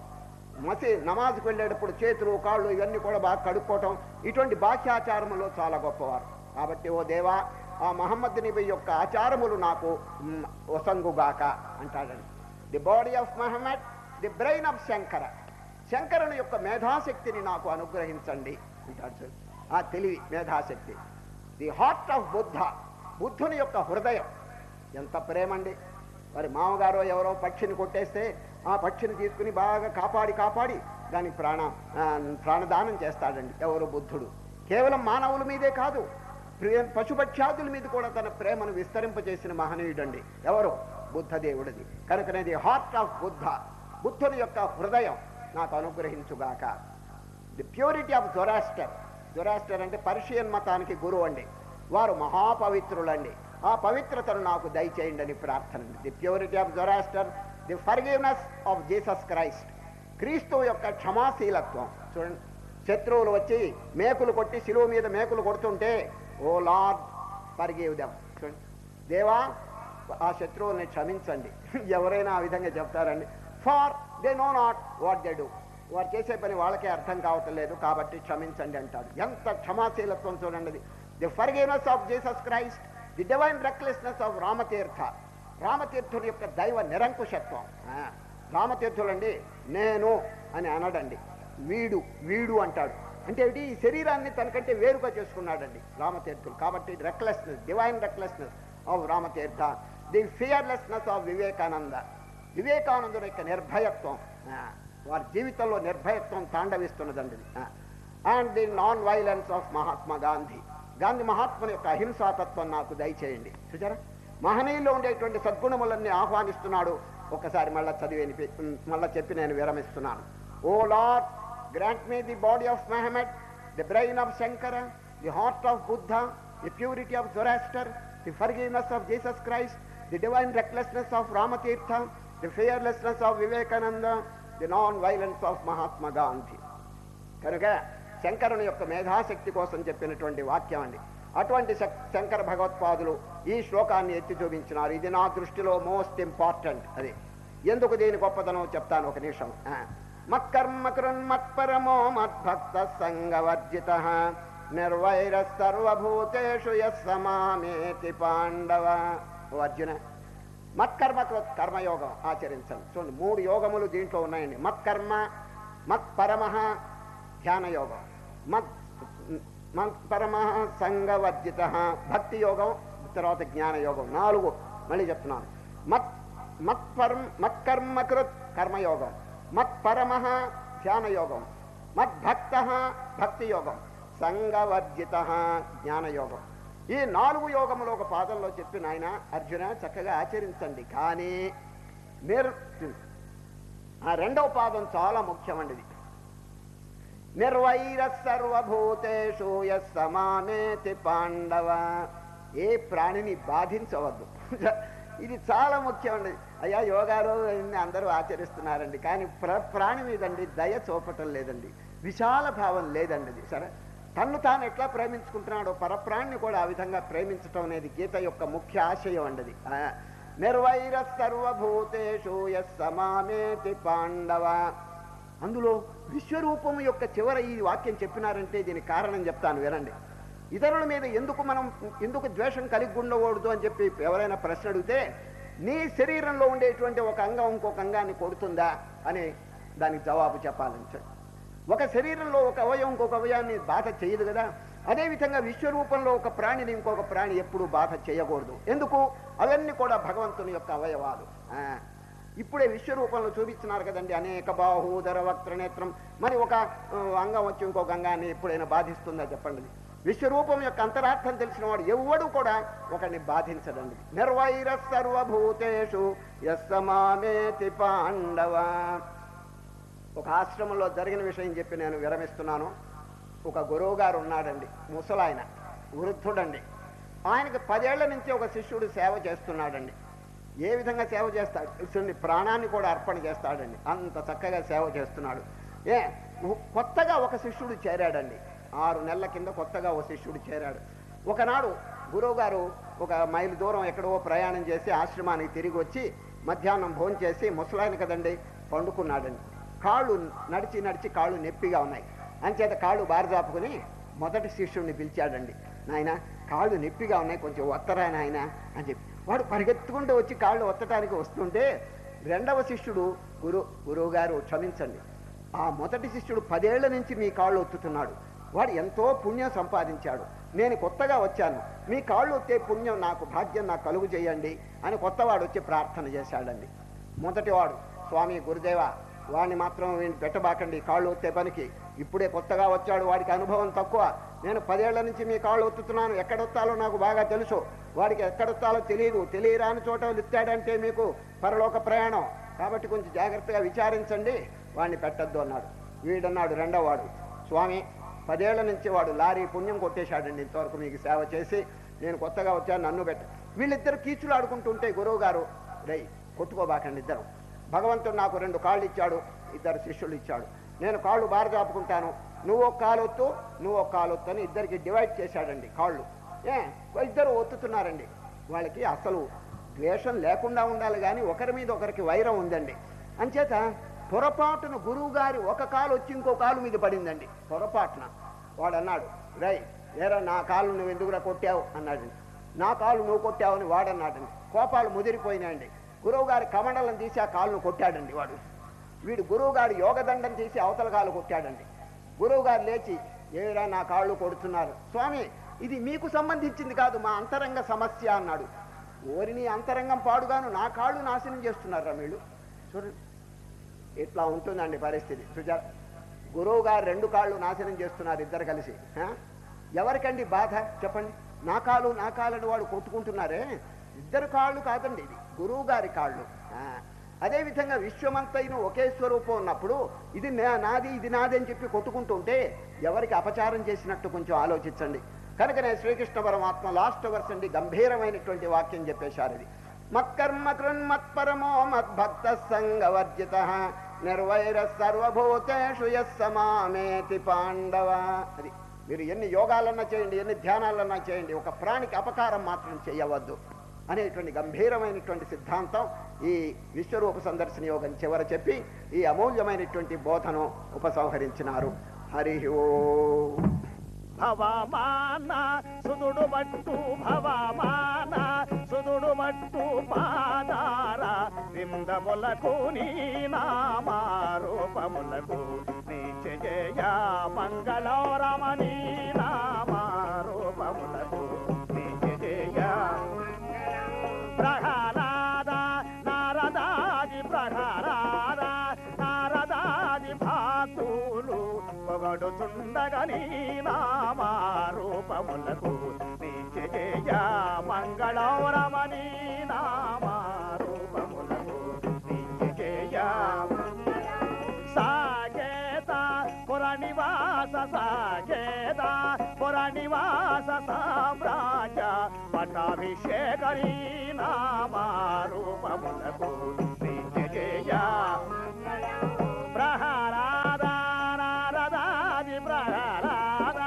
నారదాది భక్తులు పొగడుతుండగని నామారూపములకు నీచయ రాజీవ నయన చాగరాజీవ నయన చాగరాజావి నోదమలరగని నామారూపములకు నీచయ రామ